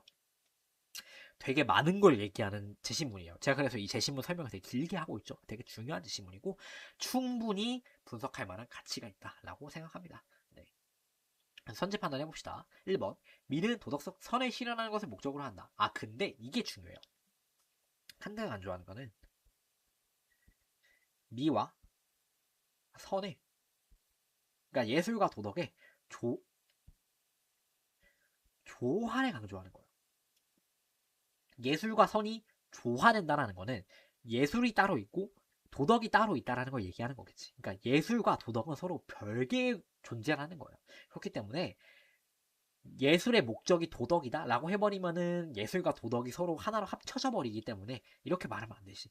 예술과 도덕은 그 따로따로 각자의 목적이 존재하는 거고 그 예술의 목적이 미의 목적이 도덕의 실현이다 라고 해버리면 안 된다는 거지. 왜냐면 예술과 도덕은 서로 별개의 과목이니까 별개의 영역에 포함되어 있는 내용이니까 그렇기 때문에 1번은 틀렸다라고 할 수 있겠습니다. 미의 목적은 도덕을 실현하는 것이 아니에요. 자 2번 봅시다. 미적 대상에 대한 경험은 도덕적 선에 기여할 수 없다. 이거 틀렸지. 제가 아까 얘기했죠. 왜냐면은 미적 판단과 도덕적 판단은 그 형식상에서 유사하다겠지. 형식이 유사하다라고 했기 때문에 우리가 미적 판단을 자주 하면은 우리가 도덕 판단을 하는데도 형식이 비슷하기 때문에 아 우리가 그때 미적 판단했던 그대로 우리가 도덕 판단도 하면 되겠구나라는 식으로 우리 도덕 판단을 트레이닝 시켜주기 때문에 연습시켜주기 때문에 우리가 미적 판단을 하는 게 도덕 판단에 도움을 줄 수 있다. 그래서 도덕적 선에 기여할 수 있겠죠. 없다가 틀렸고. 3번 봅시다. 선과 미에 대한 판단은 보편타당성을 전제로 한다. 제가 아까 얘기했죠. 선에 대한 판단. 우리 도덕 판단은 보편타당하지. 우리 그 도덕 법칙이라는 우리의 이성이라는 그런 보편적인 절대적인 기준을 가지고 우리가 도덕 판단을 하는데 미에 대한 판단도 위에서 제시문에서 얘기했듯이 자 누군가 무언가 아름답다고 판단한다면 이는 다른 사람에게 그 판단에 대한 동의할 것을 요구하는 것이다. 이런 면에서 서로 보편적이다. 미적 판단과 도덕 판단이 보편적이다라는 면에서 형식상의 유사함이 있다라는 것이라 제가 얘기했었죠. 그렇기 때문에 보편 타당성을 전제로 한다라는 게 맞는 내용이다. 그렇기 때문에 정답이 3번이 되는 것이죠. 조금 헷갈릴 수 있었던 게 우리 상식으로 생각해 보자면은 우리 미라는 것이 판단함에 있어서 누군가는 어떤 작품을 봤을 때 되게 아름답다라고 판단할 수 있지만 누군가는 어떤 작품을 봤을 때 되게 아름답지 않은데라고 판단할 수도 있잖아. 우리 상식으로서는. 그런데 칸트 입장에서는 그게 아니라는 거죠. 우리 미적 판단도 뭐라는 거야? 보편적이다. 모두에게 다 똑같이 적용될 수 있다라고 칸트는 생각했다. 그래서 이게 조금 특이한 칸트의 내용이었다라고 생각해주면 될 것 같아요. 그래서 이거는 따로 기억해둘 필요가 있어요. 보편 타당성을 전제로 한다. 뭐 미적 판단과 도덕 판단이 모두다. 그런 면에서 형식상으로 유사하다는 거고 그래서 3번이 정답이 되는 거고 4번 봅시다. 미와 달리 선은 이기적 욕구로부터 자유로운 만족이다. 이기적 욕구로부터 자유로운 만족. 내 욕구. 그러니까 다른 말로 하면 내 자연적 경향성. 내 경향성으로부터 자유로운 만족이냐라는 걸 물어보는 건데 도덕 판단은 당연히 선은 당연히 이런 이기적 욕구로부터 자유로워야 되는 게 맞는데 이런 미도 선과 형식이 유사하다 그랬죠. 당연히 보편적이기 때문에 우리 이기적 욕구, 우리의 아까 얘기했듯이 어떤 미술 작품을 아름답다라고 얘기해서 누가 우리한테 돈 주는 거 아니잖아. 아름답지 않다라고 생각해서 누가 우리한테 돈 주는 거 아니기 때문에 우리한테 우리의 이익과 전혀 관련이 있다 없다? 없다. 그래서 미와 달리가 들렸죠. 미 또한 이기적 욕구로부터 자유로운 만족이다. 우리가 어떤 작품에 대해서 이건 아름답다 아니다라고 판단하는 게 우리에게 어떠한 이익도 주지 않기 때문에 이기적 욕구로부터 자유로운 만족이다라고 할 수 있죠. 그래서 4번도 틀렸고 5번 봅시다. 인간만이 선과 미가 주는 만족을 모두 느끼는 것은 아니다. 이 위에서 나오죠. 미는 이성적이기만 한 신도 느낄 수 없고 동물도 느낄 수 없어. 이성적이면서 동시에 동물인 인간에게만 적용된다라고 얘기했죠. 그래서 인간만이 선과 미가 주는 만족을 모두 느낀다라고 할 수 있죠. 아니다가 틀렸죠. 이건 제시문에도 그대로 있고 칸트의 이런 사상을 알고 있으면은 제시문을 안 읽고도 풀 수 있지만 제시문에서 명확하게 딱 얘기해주고 있기 때문에 5번은 당연히 틀린 내용이다라고 할 수 있겠습니다. 그래서 정답이 3번이다 하고 넘어가면 되겠습니다. 19번 해외 원조 문제네요. 가봅시다. 원조는 세계 시민으로서 우리의 의무다. 전 세계 우리 세계에 살고 있는 우리 세계의 구성원으로서 우리에게 의무다라고 얘기를 하는 거고 우리가 심각한 고통을 막을 수 있고 도덕적으로 동등한 중요성을 지닌 어떤 것을 희생할 필요가 없다면 도덕적으로 그렇게 해야 할 의무를 가진다. 그러니까 우리가 해외 원조를 할 때 우리 그 해외 원조를 하는 주체가 심각한 피해를 입지 않고 다른 해외 원조를 받는 대상의 공리를 이익을 높일 수 있다면 심각한 고통을 막을 수 있다면 우리가 심한 희생을 동반하지 않고도 우리의 심각한 고통을 막을 수 있다면 그렇게 해야 된다. 해외 원조 해야 된다라고 얘기하는 거죠. 공리주의의 입장에서 해외 원조를 바라보는 싱어의 입장이었다 라고 하고 넘어갈 수 있고 읽어봅시다. 원조의 역할은 고통받는 사회가 만민의 정식 구성원이 되어 스스로 정치적 삶의 길을 결정할 수 있도록 돕는 것이다. 원조의 목적이 뭐야? 고통받는 사회를 질서정연한 사회로 편입시키는 것이 원조의 목적이다 라고 얘기하는 롤스의 입장이죠. 롤스의 입장에서도 원조는 뭐야? 의무죠. 이거 알고 있어야 되고 기억 봅시다. 갑, 싱어, 원조 결정 시 원조 주체와 대상의 이익을 모두 고려해야 된다. 당연하죠. 이거는 싱어의 너무 대표적인 선지고 원조 대상에게 이익을 주는 원조지만 원조 주체가 너무 심한 손해를 입어. 나도 지금 배고파 죽겠는데 내가 다른 사람을 먼저 해야 돼? 아니면 내가 배고픈 거 먼저 해결해야 돼? 내 고통 먼저 해결해야 돼? 내 고통 먼저 해결해야 되죠. 내가 지금 당장 굶어 죽게 생겼는데 원조를 할 이유는 없잖아. 원조를 받는 대상의 처지도 고려해야 되지만 원조 주체의 처지 또한 고려할 필요가 있어요. 그래서 둘의 이익을 모두 고려해야 된다. 당연하죠. 공리주의니까. 그래서 기억을 맞는 선지라고 할 수 있겠고 리을 봅시다. 로이스. 원조를 통해 모든 인권 탄압 국가의 인권 보장을 도와야 된다. 얘는 틀렸다라고 할 수 있겠죠. 로이스가 말하는 원조의 대상이 되는 국가는 뭐야? 고통 받는 사회. 얘는 뭐냐면은 체제의 결함이 있어요. 그런데 동시에 뭐가 없어야 돼? 다른 국가에 대한 공격성이 또 다른 말로 침략성. 다른 말로 확장적 성격. 더 국경을 넓히려는 다른 나라 침략하는 확장적 성격. 이런 것들이 없어야지 원조의 대상이 되는 것이 체제의 결함도 있지만 공격성, 침략성, 확장적 성격이 있다면 그 국가는 고통받는 사회가 아니라 뭐야? 고통 주는 사회, 무법 국가가 되는 거죠. 그런 사회는 원조할 필요가 있어 없어? 없죠. 롤스 입장에서는 그런 사회를 원조하지 말아야 한다. 그런 사회를 원조하면 안 된다라고 얘기하기 때문에 인권 탄압 국가 중에서도 고통을 주는 사회, 무법 국가가 있을 수 있기 때문에 모든이 틀렸죠. 고통받는 사회만 우리가 인권 보장을 도와야 한다. 그래서 니은 틀렸고 디귿 봅시다. 여전히 빈곤한 사회라도 추가 원조가 필요하지 않을 수 있다. 우리가 로이스 입장에서 이건 너무 맞는 내용이고 로이스가 그 원조해야 되는 사회가 무엇이냐라고 물어보면은 그 체제, 정치 체제가 제대로 잡혀있지 않은 사회를 원조해야 된다라고 하지 그 나라의 자원이나 뭐 돈이 재화가 부족한 국가를 원조해야 된다라고 로이스는 얘기하지 않아요. 그렇기 때문에 그 나라의 천연 자원이나 뭐 당장의 돈이 부족하더라도 그 나라의 정치 체제가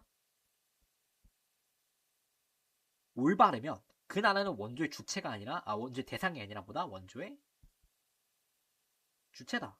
왜냐 그 나라가 질서정연한지 아닌지를 판단하는 근거는 하나니까 정치 체제가 올바른가 아닌가 그걸 통해서 판단하는 거기 때문에 정치 체제가 올바르다면 돈이 아무리 모자라더라도 질서정연한 사회이고 질서정연한 사회니까 원조의 주체가 되는 것이겠죠. 원조의 대상이 아니라 원조가 필요하지 않을 수 있다. 딕은 너무 맞는 내용이고 리을 봅시다. 갑과 을 둘의 공통점. 원조는 인류의 행복 증진을 최종 목표로 삼아야 된다. 원조의 목표, 싱어의 입장에서 원조를 왜 하냐라고 물어보면은 당연히 공리를 높이기 위해서라고 얘기할 거예요. 싱어 뭐니까? 공리주의자니까. 그렇기 때문에 싱어의 입장에서는 원조의 목표가 인류의 행복 증진, 다른 말로 공리 증진이겠죠. 이익 증진. 이게 맞다라고 할 수 있죠. 싱어는 맞는데 문제가 뭐냐면 로이스예요. 로이스는 여기서 대놓고 얘기했지. 원조의 역할, 원조의 목적이 무엇이야? 고통받는 사회를 만민의 정식 구성원이 되도록 하는 것, 질서 정연한 사회로 편입시키는 것이라고 얘기했죠. 그렇기 때문에 로이스는 인류의 행복 증진이 아니라 모든 국가를 질서 정연한 사회로 만드는 것이 원조의 목표이다라고 할 수 있겠습니다. 그래서 리을 틀린 내용이다. 정답은 기억 디귿 1번이 되겠죠. 그래서 너무 이렇게 풀었으면 너무 잘했다라고 하고 넘어가면 되겠고요. 자 마지막 문제 20번입니다. 독해 문제죠. 쉬운 문제고 독해 문제는 웬만하면은 여기서 답이 나와요.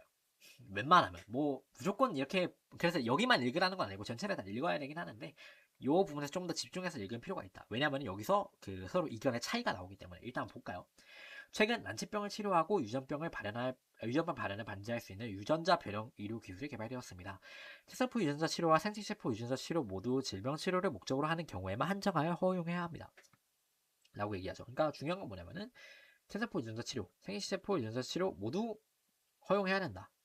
무슨 경우에? 질병 치료를 목적으로 하는 경우에. 이거 좀 자주 나오는 내용이거든요. 체세포 유전자 치료와 생식세포 유전자 치료. 이게 둘 다 유전자 치료긴 한데 둘의 차이점이 있어요. 자주 나오는 내용이기 때문에 배경 지식으로 알고 가면 좋을 것 같아요. 체세포 유전자 치료는 그 유전자를 건드는 거긴 한데 지금 현 세대에 나에게만 효과가 있어요. 내 다음 세대에는 전혀 영향이 없는 치료인데 생식세포 유전자 치료는 유전자를 건드는 치료인 건 똑같은데 나뿐만 아니라 내 미래 세대의 유전자에도 영향을 줄 수가 있어요. 그렇기 때문에 여기서 주요 쟁점이 되는 게 생세포 유전자 치료는 어차피 나한테만 영향이 있는 거기 때문에 상관이 없다. 그런데 생식세포 유전자 치료는 미래 세대의 유전자에도 영향을 주는데 우리가 미래 세대에 대한 동의를 받을 수가 없잖아. 우리가 앞으로 너의 유전자에 영향이 될 수 있는 치료를 할 건데 우리가 미래 세대에 대해서 그 동의를 구할 수가 없으니까 생식세포 유전자 치료는 하면 안 된다라고 얘기하는 입장이 있고 아니다 그래도 해야 된다라고 하는 입장이 있는데 그 의견에서 의견 차이가 나올 확률이 되게 높다. 거기서 문제가 나올 확률이 높아요. 체세포 유전자와 생식세포 유전자가 나올 때는. 그래서 이 정도 배경 지식으로 깔고 가면 좋을 것 같다. 오케이. 밑에는 나올 거예요, 근데. 그래서 의은 얘기하죠. 체세포 유전자 치료는 환자 개인에만 영향을 미친다. 나오고 그러나 생식세포 유전자 치료는 뭐다? 그 변형된 유전자 정보가 미래 세대에도 영향을 미칠 수 있다. 그래서 미래 세대의 동의 여부를 알 수 없기 때문에 허용해서는 안 된다라고 얘기하는데 여기서 갑이 반대하죠. 아닙니다. 여기서 뭐가 생긴 거야? 쟁점이 생긴 거죠. 이 둘의 의견 차이가 나온 거기 때문에 뭐라고 얘기하냐면은 미래 세대의 동의 여부를 알 수 없지만 미래 세대의 예견된 고통을 제거할 수 있다면 치료를 포기해서는 안 됩니다. 그러니까 얘는 뭐야? 미래 세대의 동의를 얻을 수 없기 때문에 생식세포 하면 되는데 안 돼. 근데 갑의 입장에서는 미래 세대의 동의 여부를 알 수 없다고 하지만 미래 세대에 도움이 될 수 있기 때문에 치료를 해야 된다라고 얘기하는 거죠. 거기서 차이점이 발생하는 거고 그거를 나타내는 선지가 몇 번이다? 자, 5번이네요. 여기 있네. 미래 세대에 영향을 끼치는 유전자 치료. 이게 다른 말로 뭐야? 생식세포 유전자 치료라고 할 수 있겠죠. 이게 허용될 수 있는가 없는가를 물어보는 건데 을은 뭐라 그래? 허용될 수 없다. 갑은 허용될 수 있다. 라는 쟁점이 있기 때문에 정답은 5번이다. 라고 하고 넘어가면 우리가 모든 문제를 깔끔하게 풀 수 있었습니다. 자, 보시면 알 수 있다시피 그렇게 난이도가 있는 시험은 아니었어요. 물론 이건 제 입장이긴 하지만 틀린 문제가 있다라면은 너무 좌절하지 말고 우리 모의고사는 말 그대로 모의고사일 뿐이에요. 이게 우리 수능 성적과 전혀 연계 안 된다. 그렇기 때문에 모의고사는 왜 보는 거야? 우리가 부족한 부분이 어디인지 확인하기 위해서 보는 거지. 우리가 모의고사를 통해서 지금 당장 막 그 모의고사 뭐 사이트에 넣어가지고 내가 지금 성적으로 갈 수 있는 대학교가 어딘지 이거 찾아볼 필요 없어요. 싹 다 시간 낭비니까 하지 마세요. 그렇기 때문에 지금의 성적은 전혀 상관이 없고 앞으로 우리가 부족한 부분만 잘 찾아서 메꾸면 되기 때문에 우리가 지금 과거를 보면서 후회하기보다 앞으로 할 수 있는 일에서 최선을 다하는 게 제일 중요하다. 그렇기 때문에 우리 틀린 거 있으면은 그 부분에 대해서는 복습 한번 제대로 하고 기출 한번 싹 다 풀어보고 분석 제대로 하면은 다시 수능에서 안 틀리는 게 제일 중요하니까 그런 면에서 도움이 될 수 있겠죠. 그렇기 때문에 그렇게 해줬으면 좋겠고 다시 한번 말하지만 모의고사 보느라 너무 수고 많으셨습니다. 아 모의고사 보는 날은 저도 고등학교 때 느끼는 거긴 하지만 고등학교 정말 힘들어요. 하루 보고 나면 너무 진이 빠지기 때문에 뭐 어제 모의고사를 봤었죠. 뭐 그래서 조금 쉬는 건 좋지만 모의고사 봐서 너무 수고해서 쉬는 건 좋지만 뭐 오늘이나 뭐 내일 중으로 모의고사에 대한 기억이 날아가기 전에 한번 모의고사에 대해서 오답노트 하고 틀린 거 뭔지 한번 다시 보고 뭐 이런 거 되게 중요하다고 생각합니다. 그래서 생활과 윤리 해설은 여기서 마치는 걸로 하고 윤사는 내일 제가 분석해가지고 올려주도록 하겠습니다. 일단은 오늘은 여기까지 하는 걸로 하고 너무 수고 많았고요. 자, 그러면은 다음 수업 시간 때 볼 수 있도록 하겠습니다. 자, 화이팅! 다들 복습 열심히 하시고 검사 열심히 할 겁니다. 문제 열심히 푸시고 화이팅 할 수 있도록 하겠습니다. 화이팅!